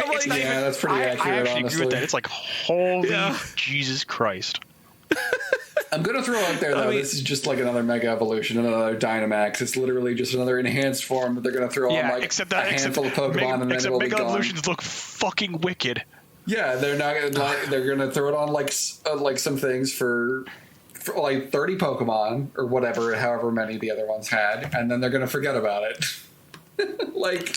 Well, then just no. What they're gonna do is gonna make it ridiculously overpowered. It's gonna destroy their fucking competitive scene, and then they'll just ban it and move on because that's what they do. Did they do that to Mega Evolution and They banned a ton of them, yeah. Okay. Yep. I think you can't Dynamax like almost any fucking legendary. Yeah, that seems. I have to actually read the rules, but I know that like that's the way it always is. They don't bother actually balancing anything, and just put limits on everything instead of actually like letting the game evolve. It's been a while since I even looked at competitive Pokemon, but isn't it like aren't like legendaries just banned in general? Yeah, I think it's under a certain stat value or under. No, yeah, there's different tiers. There's like you, Ubers. No, that's for Smogon. Smogon tournaments are different. Okay, never mind. I'm talking about the actual official 2v2 battle rules. I've only seen like inklings of that. I don't actually know much about it. Anyway. Yeah, I don't like 2v2 battles, so I do not give a shit. So I don't care about the official competitive rule set. I only care about Smogons because I do 1v1s. That seems to be the one that's popular. Like the only people I've ever talked to competitive Pokemon about talk about that shit. That's the only thing I've ever seen for online discussions is just Smogon. Mm-hmm. Yeah, that's just what most Smogon players, is like gold standard. Yeah, that's what most players consider the most potentially balanced 1v1 rule set. Man, I hope I get a Pokemon with a purple ring pop. It tastes so good. Did you see the Pikachu that has like a flower on its head and a whatever? And it's also got the balloon version because they're like, oh, hey, look, it's a flying Pikachu. What are the odds that Charizard gets another enhanced state? Fuck Charizard. Holy shit. Pretty high. He'll get water typing. Oh, fuck off. That would be hilarious. I have never I tolerated Charizard before. I love how angry Charizard being the favorite child gets people. You should see it's not even comments. Really favored because a lot of the shit that it did get was like kind of garbage. It got got 2 Mega Evolutions. It got one of these. It got a Dynamax form, and it's probably going to get whatever this new shit is. I think one of the Mega Evolutions was literal hot garbage, though. Hey, they're both actually considered hyper competitive. Oh, were they? Oh, I thought one of them was really bad. The flying, it's like everyone's like, oh, it's just standard fire flying. It's like, oh, it's weak wrong, except it gets tough claws, which means it gets bonus to physical attacks. And they're like, it was like the moment everybody got a hold of it, they're like, no, it's actually a really good fucking fighter. The other one, like, both were really good. Like, the dragon one was better because dragon. Yeah, because dragon typing is busted. Yeah, but again, the thing that the Charizard hate, go to the Japanese forms. Holy shit, dude, they hate Charizard with a fervent passion. Like, back when Charizard got the 2 megas, like the amount of like forums were just like, why the fuck are you listening to the Western audiences when Charizard isn't even the popular one here in Japan? Like, why? Like, it's just like, it was just constant, like, Charizard's the favorite son, it's a dragon, they were hating on it so hard. I was like, I am all here for this shit. What is the favorite Pokemon in Japan? I don't actually know, because all I saw in the conversations there's probably were just like like a how much. handful that are higher up than others. Like, there's always going to be like the standouts of a generation. But they and then when Dynamax happened, from what I heard, I think it happened again, is where like, Charizard got Dynamax, and everyone was fucking furious again. Like, Charizard gets so much. Like, I understand why Pikachu gets shit, because Pikachu's the fucking mascot. Pikachu is weird because it has an evolution though. Yeah, I know. I don't know why it's like, oh, it's Pikachu got Dynamax. And I'm like, but why not Raichu? It's like, because nobody cares about Raichu. He's like, I care about Raichu. What the fuck? Because everyone. So as of February last year, when they did a poll, the top 3 Pokemon and that's most popular in Japan is Deodine. What? Which is the electric fairy type Pokemon. What the fuck is that thing look like? Deodine. Dedenia. The little mouse guy. Then it's Cinccino. I don't know if I said that right. I don't know what any of these are. The chinchilla. Sableye. Oh, okay. Yep. Snivel, and then Magnemite. Yep. Yeah, that tracks a lot for Japan. I'm so confused. Japan likes cute Pokemon, whereas America likes cool Pokemon. Yeah, like Charizard and Squirtle. As much as I love to make fun of Charizard for being the popular one and like getting people mad, Pikachu only made the 7th. Like, yeah, I don't know, dude. Look, I can appreciate like cute Pokemon as much as the next guy, but I want my thing to look cool in the end. You know? I can understand Sableye. Sableye is one of my favorites as well. Sableye I like it for the typing and the battle cute, ability. Though. It's got weird like diamond eyes. It's a creepy looking motherfucker. Yeah, but I like it for the battle ability, not because it's cute. I like him because it's creepy and it twitches a lot, and they were literally the jobbers in the mystery dungeon games. The evil villain like foot soldier. I was going to say they're equivalent to the downstairs neighbor you barely see. I can see a Sableye being a basement dweller. That tracks. Yeah, that tracks. Fucking, I was going to say, what was it? Yeah, when you want a Pokemon to be cool at the end, you know that, what was it? Not Chikorita, the chicken, fire chicken. You know what I'm talking about? Like fucking Torchic. So I learned from did you know that I've seen the same video. Yeah, I know what you're talking about. Yeah, like apparently the chick was based off of the chicks you would get at a festival because they're colored. Yeah, they were like chicks with their fur dyed that like a kid was supposed to get and then throw away when the dye wore off, which is fucking that's horribly fucked up. What the hell? That's horribly fucked. I'm like, wow, they're based off of that. Like, holy shit! So Torchic is based off painted chicks, which are little chicks that basically had their new feathers dyed and then were sold as toys to children. And then when the paint wore off and the chick started growing up and stopped being so cute, they would just throw them out. Yeah. It would just huck them or just eat them, probably. Which is fucked up. Like, what the fuck do you mean you throw something out once it stops being cute? Yeah, exactly. So remember in Fable, you could eat the chicks just raw, and you get evil points? Yeah.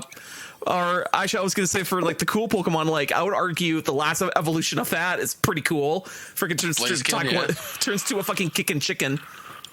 Everybody hated it because it was another one of those firefighting types that everybody fucking hated. I feel like that was the original. That was the original. That's the one that started the trend. First one. And then there was a trend after that, and then I think that's when they were like, no more. Yeah, Infernape was dope. Yeah, And like thus- see, the thing is, people rip on firefighting for being common, but the firefightings are cool. Yeah, I mean, agree. see, Even Blaziken is great. Blaziken is the best. Even Litten. I don't know. I put Infernape over Blaziken, like not meta wise, because speed boost is bested. But I love the fact that everybody's like Infernape and Poron. It's like, oh yeah, they are literally cancel each other, and then Torterra's just like, cool, earthquake, and it's just like, right, that's a stab for you, and it kills both. And Torterra can tank I mean, Infernape, it's a so I'm just turtle. like, So, I know. So, anyways, I look forward to the next starter where all of the starters are grass fighting, water fighting, fire fairy. I don't know. I super hope that this fire type is a fighting type, just to piss people off. I just want everything just to turn to fighting. That would be great. It just gets buff and just punches. okay, so here's the thing: fighting's a cool typing and all, but I've always been a bigger fan of Dark because Dark has a lot of moves that are like dirty fighting. Sucker punch, bite, fake out, shit like that. Doesn't what's his name from the newer one, the Luchador cat, get dark type moves? It's Incineroar. Yeah, doesn't Incineroar learn a lot of dark type moves? Yeah, I'm pretty sure Yes, he's it does. Fire Dark. I mean, I mostly know is him Fire from Dark. Smash rather than actual Pokemon. He's firefighting, isn't he? No, Yes, Fire Dark. no, he's Fire Dark. Oh, is he really? I Because didn't know that. because it's Incineroar is a Fire Dark, Decidueye is Ghost Grass, and Primarina is Water Fairy. Decidueye is one of my favorites. Decidueye is my Like- favorite. Still, though, fuck the fucking version they got. Fucking, God, I hate that. The I hate the Arceus version. not the Alola version. The Arceus version. Oh my yeah, god. the Arceus version is awful. It's so gross. Grass fighting. I'm like, okay, we've already had a grass fighting. That was Chestnut, and a lot of people didn't like that, even though I did. But like, I looked at Decidueye, and I was just like, no, that's fucking gross. Stop. And then I looked at Typhlosion. I was like, it's okay. I but hate why that though? Typhlosion design, like the one from I don't. Arceus. It's. Oh no, it's not bad. It's a nice design. No, I'm just like, I why disagree. not? I hate the design. No, the reason why I'm like, it's okay because it's Fire Ghost, whatever, okay, whatever. But why not Fire Ground? You Because know, it's a because you're a volcano? fucking Yeah. badger. I'm just like, why didn't you go with this? I think it's because of like the conflicting nature of the types. Maybe I don't know. No. Fire Ground's been done The before. entire shtick of Typhlosion is that it's supposed to be a big volcano, so having like a cool Yeah. like fire ground type variant would be actually sick.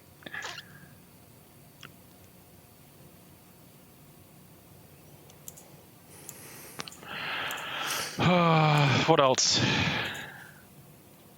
I don't know. I didn't really like I know Cullen and Stefan are all hyped for Pokemon and stuff like that because they really like the new change the catching mechanics and stuff like that, or the way that you encounter Pokemon and stuff like that. I was gonna say, did they show more about that? Because it looks like they go. It's sticking with the one that you got next in Sword and Shield, and it's just going to keep carrying forward. And I don't know. I don't really like that style. I'm so more into Arceus than I thought I was gonna be. Like, I thought I'll probably, when I saw Arceus and like how you're gonna interact with that game, I was like, maybe I won't like it. And I was like, no, I like it a lot. I wish it was more. I wish it was added more to it. Like, fuck. Like, I thought that was way better of a game, and it gives you way like more into the like, yeah, you're out there in the wilderness trying to throw balls at the fucking these scary ass Pokemon, trying to fucking tame them and part of your team. Like, yeah, I get that. It's way better than like the more like the mainline series of the games where it's just get into a fucking JRPG battle, and it's like, that's not what I'm. It's like it's a breath of fresh air, basically. I wish it was just more of the Arceus. More of the Arceus? That's what you want? Yeah. More Arceus? Yeah. How dare you? Yeah, just more Arceus. I mean, Just that seem make- like at least it's an evolution of the series. I've said on this show a couple times that I think Pokemon has stagnated for a long ass time.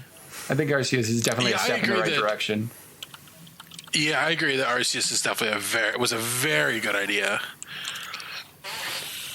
And we can't wait I'm for actually Arceus. kind of like okay with the Let's Go series as well. I feel like those were nice changes of pace for like just for a more casual nature. You know what I mean? I suppose. I mean, Pokemon has always been designed to like appeal to kids and stuff. Yeah. But I mean, just like, I mean, even from like a hardcore standpoint, like if every game is like the standard hardcore variant, you know, like you'd get bored eventually. Sometimes having lighthearted side quest games is like a good idea. Is a good idea. It just has to be. It just has to be that a side. Yeah, like game. there's loads of like side games. Like I love playing fucking Mystery Dungeon. Those games are great. Or like think about like the mobile version of like Fire Emblem. Fuck that thing. Fuck that garbage. That is the worst example you could possibly give me. If there is one thing in this universe that I can could unmake, it would be that fucking game. I hate it so goddamn much. Oh shit! I feel really raw nerve. The worst possible example. I wasn't like I'm not against the Pokemon like the Let's Go series. I'm saying like it's a more casual thing. It should like appeal to like kids and stuff because that's like sort of Pokemon's core audience aside from its like built-in user base. That's how they get new fans. It's also like an upgraded. But you gave Pokemon wrong fucking like example. I hate that phone game so goddamn much. But it's literally just Fire Emblem Light. No. It's Fire Emblem. But Rory. No, shut the fuck up. The problem with that game is that it has done everything to appeal to the people who have made the Fire Emblem like just sort of fan base and what that game represents so much worse. Like people were making fun of us. Like I've been a fucking Fire Emblem fan since I was goddamn 9. I got Fire Emblem, well, what is now known as 7, but it was just straight up Fire Emblem back then. When I was like my reward for having good grades in like fucking grade 4 or 5. I've loved the shit out of that game. I couldn't beat it because I was a dumb child. But like I got real fucking far in that, and I have followed that series like so closely since then, and it was always under the radar and even completely like vanished from the West for a while.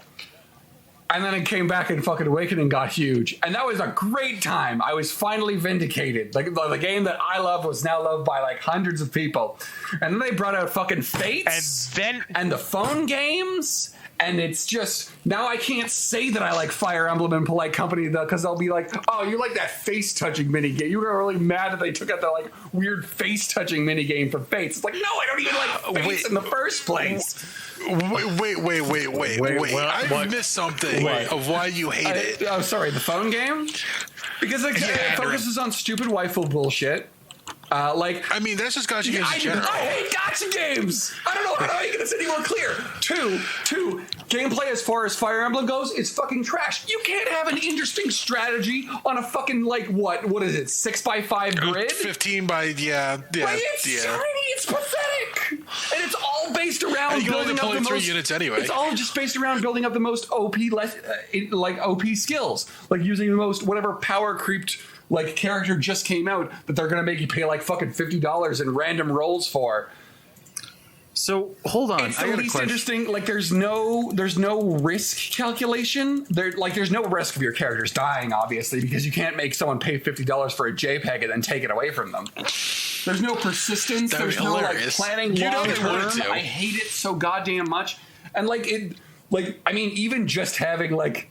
Okay, look, controversial opinion here. Like having the casual mode where your characters don't die never should have happened. I don't care if you're like, oh, I'm worried about my characters are dying. Just reset like the rest of us fuckers have done for like a decade. God damn. Like character died. Oh well. Yeah, or you move on. It doesn't matter because it gives you like stronger characters later in the game. If you like fuck up and let a bunch of your characters die, fucking 9-year-old me got the goddamn cog of destiny in Fire Emblem and like Fire Emblem 7, despite having no idea what the fuck I was doing. I had 12 characters left because everyone else was dead, and I probably could have beaten it. I probably could have beaten if I wasn't like a dumb 9-year-old child. So hold on, there's a face touching minigame in Fates? In Fates, in the Japanese version specifically, you could call characters up to your room and you could touch their face. It What was the stupid. fuck? Fates is generally regarded as one of the worst Fire Emblem games, even by the mass community at large. Especially they did a bunch of shit that was like just fucking stupid. So when are we gonna get a new Battalion Wars that revives the series? Do you mean that's Advance not Wars? Yes. Oh, Fates is the one with the two houses. I didn't get the chance to play that one. I was played the one thinking before. of No, Three that's Houses is the Awakening. more recent one, and that wasn't a massive step in the right direction. But it also comes with the problem of that game cutting so many goddamn corners, it's basically a circle. No, I am talking about Birthright and Conquest. Birthright and Conquest, yes, that's Fates. Yeah, that's the one I was talking about. That's the one I wanted to play, but I didn't because I played the one before that one and I was burnt out on it. And then I picked up, and then my brother got Four Houses, and I was playing that Three one. Houses. I want to get Three Houses. I want to get 3 houses in the new one. So I want to get Three Houses again as well. Yeah, I mean, the new one, the only thing we have is like maybe a leak that might not be confirmed with a terrible character design that people are calling Toothpaste Chan. wait, hold on. Let's look. Yeah. No, Google Toothpaste. I think that's been Google confirmed. Fire Emblem Toothpaste Jam. You'll see. The character design looks awful. Anyway, Oh no, sorry. It's Toothpaste Lord. Oh my god. in regards to Fates, there is so like the story in all three games is fucking terrible. Especially Conquest. The gameplay in Revelations, which was like the third route that they released as DLC later, the gameplay in that one is god awful. The only good thing about all three games of Fates is specifically the gameplay in Conquest. That has amazing goddamn maps. Like that's actually really fun. But the story in all three games sucks, and the gameplay and yes, yeah, Yes. Oh, going fresh. People. looks There like- are it so looks many jokes terrible. about fucking Toothpaste Chan, because clearly the crests are to blame. Yeah, I think it definitely needs some I like help. that joke. Josh, why did you post no. the fucking Nazi anime girl in the fucking server? Because that's how Josh rolls. No, like you got a thing. Like while we were at Nate, and when Conquest and I remember Rory Bloodlines being and Revelations really all that come out. I think Rory was hype about it, and then like No, this isn't related to this. I was listening to Rory, Cullen, and I think it was Stefan talking about it. Talking about what? And Sorry? like they were like about Fates.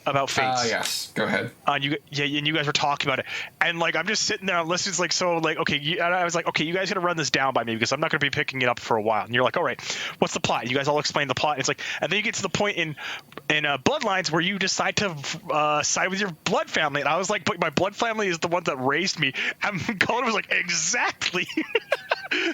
You and Cullen were actually like, exactly. I don't care if I'm blood related to you. I've been raised by these people for all my life. I'm gonna stick with them. And they're like, I'm listening to the plot line. I'm just like, what the fuck is this bullshit? Hey, we're giving you the chance to play on the side of the bad guys in a Fire Emblem game. I would be like, yo, that's a really cool idea. Yeah. Put us on the side of the bad guys. Let us run with that. The That'd be story awesome. in that line is so bad. Like it is bending that's what I got over told. backwards to give you a reason to go through, and it's just so dumb.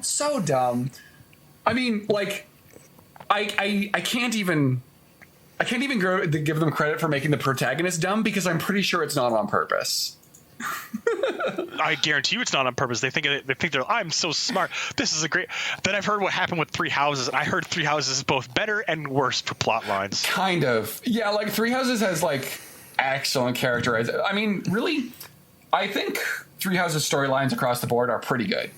Like, and their world building when it's there is like excellent. Like and the waifus are top tier. There's no okay. Like here's the thing: as much as I like Fire Emblem, not a lot of games have a really good story. But That's true, because I mean, like, what was the one that popped off on the 3DS before Awakening Yeah, was the so- one that sort of cemented like its popularity. The literal story of Awakening is I found this guy unconscious on the side of the road and asked him to join my war band. Yes. I mean, that in and of Unironically, itself yeah. is not so bad. The problem with Awakening's storyline is a bit of a lack of focus in that it has basically like 3 separate arcs, and the middle one's just like weird and sort of doesn't matter to like the whole arc, and also like once you learn like what's really going on, why didn't the villain just literally just like nuke the world like before you could do anything, sort of thing. It's got problems, but like it's still enjoyable and it hits the right emotional beat, so it's not so bad. But in Fates, it's literally so stupid that you can't enjoy like the emotional ride, you know? Like Awakening is the sort of story that doesn't really hold up to like really close criticism, but if you're just in it to like enjoy it, you'll have a good time. But Fates, like, it's also like, why is Crom just a big dumb sometimes? Well, okay, so Crom, like, because Crom's just a meathead. He doesn't want to rule because he just wants to like, I just want to go around being a hero and fighting like evil. Like that's his character. Like that's consistent with who he is as a person. He's not the tactician. Nothing even wrong with that. There's nothing wrong with that too. That's actually like a pretty good character. Like this is what I am. This is the reason why I don't want to rule. He has responsibility thrust upon him by circumstances. So he needs to rely on other people to really help him get there. You know. Anyway, sorry, I got distracted. Taken off course. Three Houses is like a better game story-wise than most Fire Emblems. The biggest problem with that is that it has a lot of trouble separating the wheat from the chaff, because for every really good chapter, there's a lot of fucking around at Garrett Mach. Like, towards the end of the game, that shit takes forever, and it's not very interesting. But you have to do it all if you really want to optimize, like, maxing out everyone's supports and having conversations and recruiting as many students as possible before the time skip.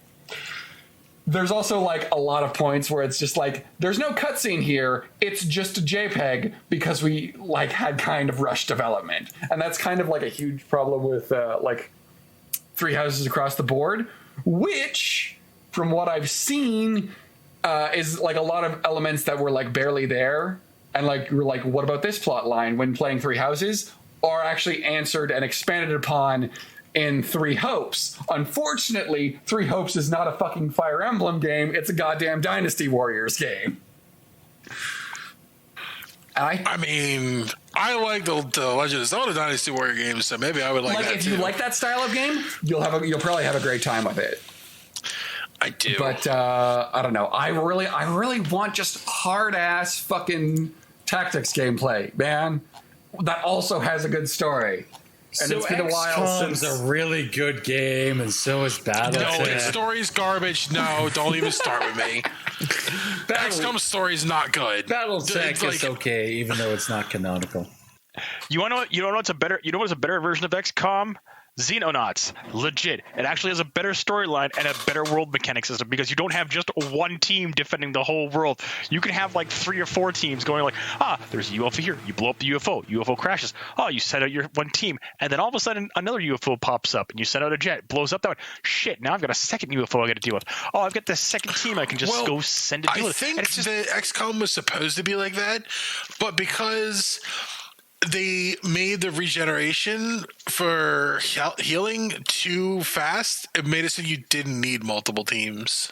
That is actually something I agree with. But the thing is, with like Xenonauts, like you've also got like, well, why are they coming here? It's like, well, for the most part, they're actually trying to conquer you. You're just dealing with an advanced force, and so you over the game, you're just dealing with more and more advanced things. And the entire point of them is just to conquer you. It's not super complicated. It's like, we want your biomass for da. No, it's just you're going to be get conquered. You're going to get absorbed into this massive alien race, and they're going to carry on. That's it. It's just done way better. I straight up recommend Xenonauts over XCOM. I don't even like XCOM 2. I genuinely don't. I've played it for a bit, and I'm just like, nah, this is just not fun for me. If it wasn't for the timers, XCOM 2 would be a good fucking game. Yeah. That's all they need to do. They need to just stop with the timer bullshit. Like, I think the overmap, having like a hard timer of when the Avatar project triggers, is fine. But it needs to be slowed way to fuck down. And actual, like, tactical, like, playing the actual, like, active part of like moving troops around on a map.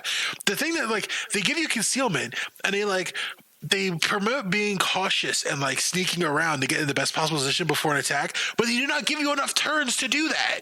You literally have to run at the enemy and just hope you don't pop 3 pods and live. Yep. There's no tactics to the game. It's literally just like hope to God you don't trigger 3 enemies and run as fast as you can towards the objective. Mm-hmm. And that's why it sucks. Yeah, it doesn't encourage like slow progress. Like again, Xenonauts, even if you get caught early on, you still can like because of how like line of sight works, you can break contact and move around, and the AI isn't just going to auto like the moment the AI spots you, it automatically doesn't get to move all of its units all at once, which is the problem with XCOM, both XCOM 1 and 2, where the moment you're spotted, it doesn't matter. All the aliens get to move on the same turn. They get to move immediately, and then you get to go.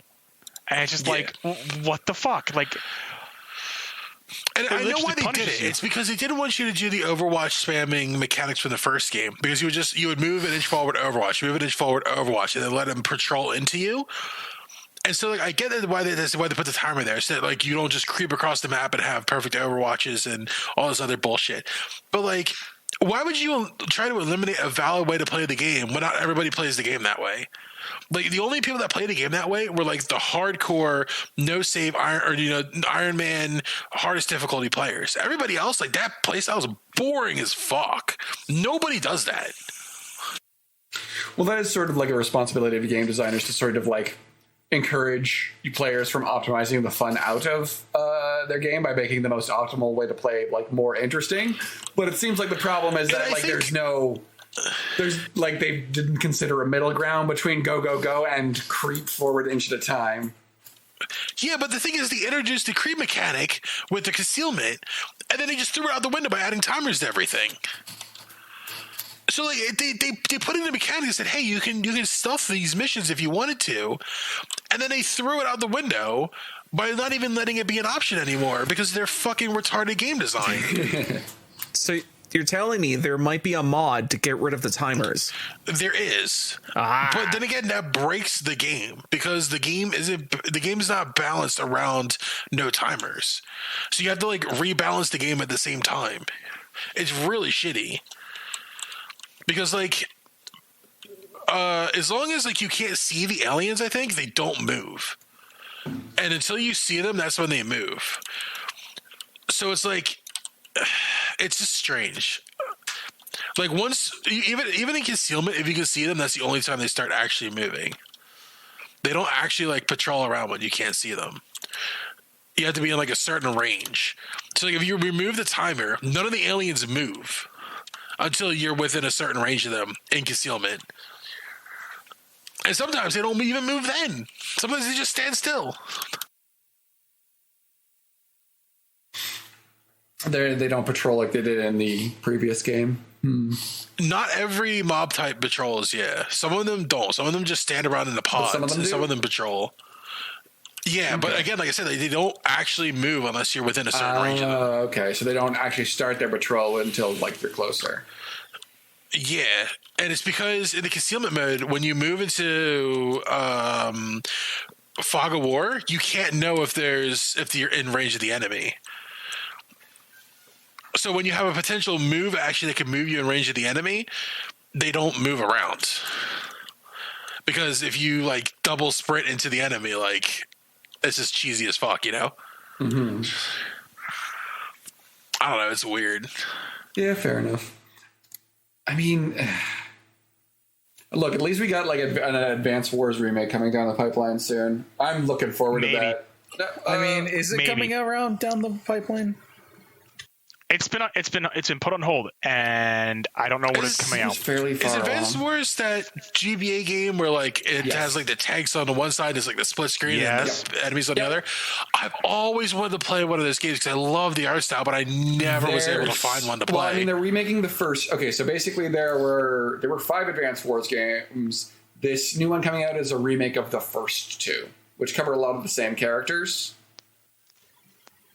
Yeah, basically it was the modern day version of Fire Emblem. But it's like a modern military Fire Emblem made by the same company, Intelligent Systems. They both made the same thing. Yeah, I really wanted to play one of those. They both made those series. They're sick. Well, then good. I'll probably pick this one up. They're great. As long as it's for PC, of course, because I don't literally have anything else. I have a 3DS. It's Nintendo, so probably not. It's coming on the Switch. It's probably going to be a Switch game, yeah. I mean, you can emulate the older games. Like, they're still good. I played the shit out of... Okay, so Advance Wars is kind of weird. Like, it's like Fire Emblem in that each game is a different universe, kind of like Final Fantasy, with, like, a few direct sequels. Actually, that's not true. The first 4 games are all more or less in the same universe. They just switch characters for the 4th one. But the 5th one, Days of Ruin, which I would highly recommend, especially to Allan, because it's exactly up his alley. You've told me this multiple times. Yeah, have you played it yet? No, I haven't. Keep recommending it. I have to find a good file for it. It's fucking sick. Like, that game is great because it's like Days of Ruin is set in like a post-apocalypse where basically a war between 2 nations went nuclear and now shit's fucked. And like, as you go through, you have to deal with like survivors who have just sort of like stolen a bunch of like fucking military shit and or like old military equipment and are like basically ruining your trying to kill you so they can eat you. And then, like, eventually you run into, like, the remnants of the army who have been, like, taken over by this one general dude. And he's like, apocalypse or no, war's still on. We got to keep going. And then there's, like, a fucking plague that comes around. And there's this evil doctor dude who's just like, yes, there are no laws anymore. I can do whatever I want. Fuck it. It's sick. I can make zombie pigs. Oh, that's a little too close to home now. I mean, he does have a cloning experiment going on. Not gonna lie. There are 200,000 clones here with another million on the way. Yeah, that game's great. I saw an opportunity to make a Star Wars man, meme. you gotta take all the opportunities you can to make prequel memes. Prequels do have some really good memes. They have the best Star Wars really good memes. memes. So when are they going to... I mean, at this point, it's literally just a meme movie. Meme production. Josh, that's the first sentence I think you've made in like 40 minutes. Oh, I'm sorry. All right. I'm going to just... I mean, we are at what? Over 2 hours. My recording is currently sitting at 2 hours. We've been waffling on for a while. Yeah. Yep. All right, let's call it a night because it's midnight and I'm tired and I want to go to bed. Thank you, everyone, for listening to the Black Mind Games podcast. I should really record this and then just change it every single week. You can listen to this every like a number here. Insert number here. Exactly. You can listen to this every Thursday on blackmindgames.podbean.com. You can also subscribe to our you can also subscribe to our YouTube channel and whatever the fuck. I don't know. Thank you, Josh. Thank you, Allan. Thank you, Ben. Thank you, Rory. I don't know. I wasn't sure I was going to get thanked. I was being kind of a dick the whole time. I mean, we can not thank you if you want. But it's too late. I've already claimed it. I now own a portion of your soul. Is that how that works? Yep. Wait, what? Yep. Just ask Satan. God. That's why I never say thanks. Okay, well, Rory's just a spicy friend, okay? It's whatever. Yeah, all right, later.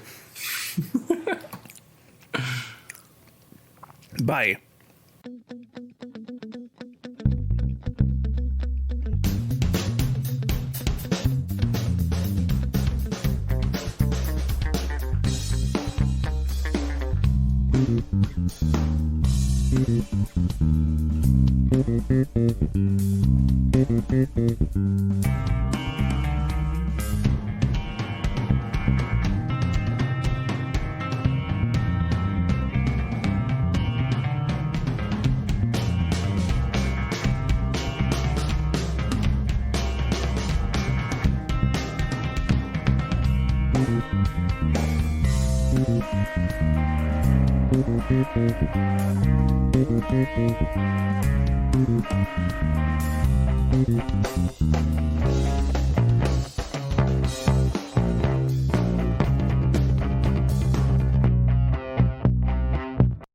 like like that. I mean, I'm not playing any games right now.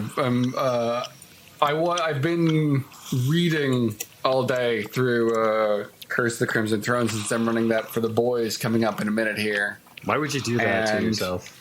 Sounds fun. I'm on book 5 and it's fucking sick. This is legitimately like the best dungeon I've seen in like a tabletop game, possibly ever.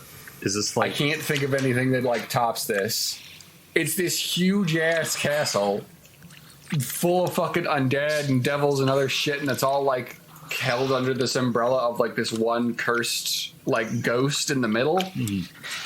And you can't kill that one until you kill his like 4 spirit anchors, who are also huge sick badasses. It's fucking rad. So yeah, that's been my whole day. It's basically reading through like an entire fucking book long dungeon.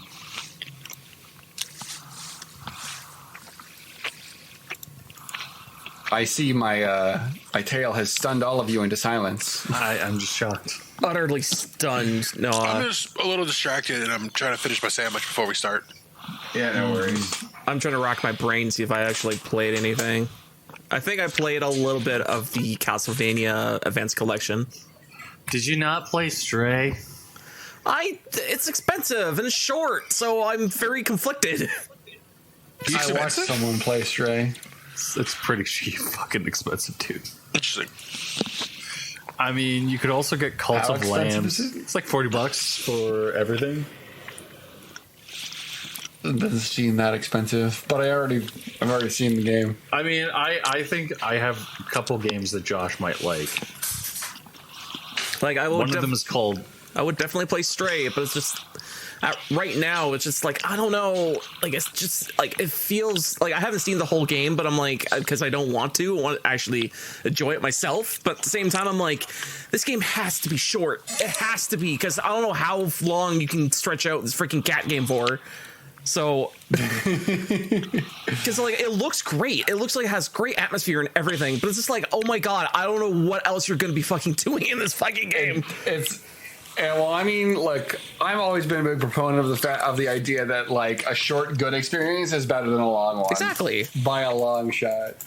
I only got so much time. I'd rather spend it on something that's like going to be good the whole way through. You know, but the only dilemma is like, how much is it? $60. I don't know about that.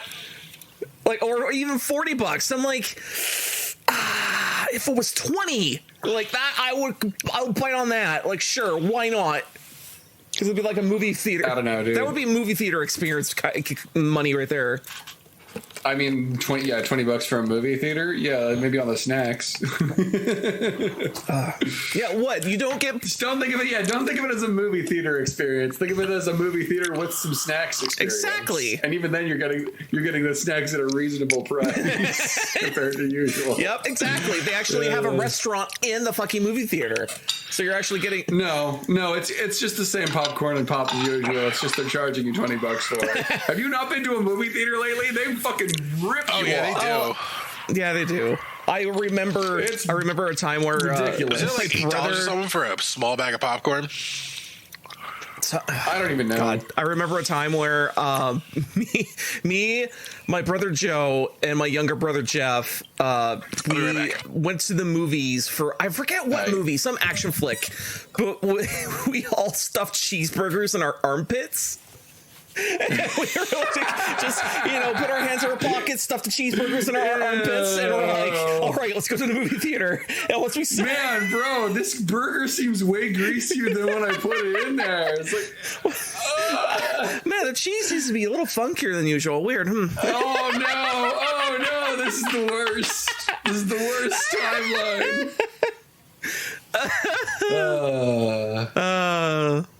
So I found a Josh game, if I do say something. Much like how Tunic was a Josh game, this game, Cult of Lamb, is a Josh game. If I've ever seen one. I'm kind of interested. I think I saw the trailer for that months ago. Sorry, go ahead. I'm interested in that. I've seen stuff about it, and I'm like, I can play that. It's like how BattleTech would be a Josh game if Josh actually gave it a fucking chance. I'll give it a chance. It's just that there's always other shit. It just I'm makes too busy playing Call of Duty, motherfucker. I don't know what your issue is. No, actually, as of late, is because I work at a job for like. Well, actually, I stay at the job technically for 9 hours. I just come home and go. And then I sit on my ass and shove a dildo up my ass. All right, I'm back. So many. Of course, I came back to the shove a dildo up my ass. Yeah, no, I don't think being here the whole time would give you more context for that either. That was kind of out of left field even for me. Yep. I have no idea what he's on about. Oh, Josh just refuses to play Battletech and it upsets me. Oh yeah, so it's been a while. Oh yeah, so because I feel like I had to bring it up on the show. We've already started, right? Yeah, let's sync and then we'll start. Okay. So sync in 3, 2, 1.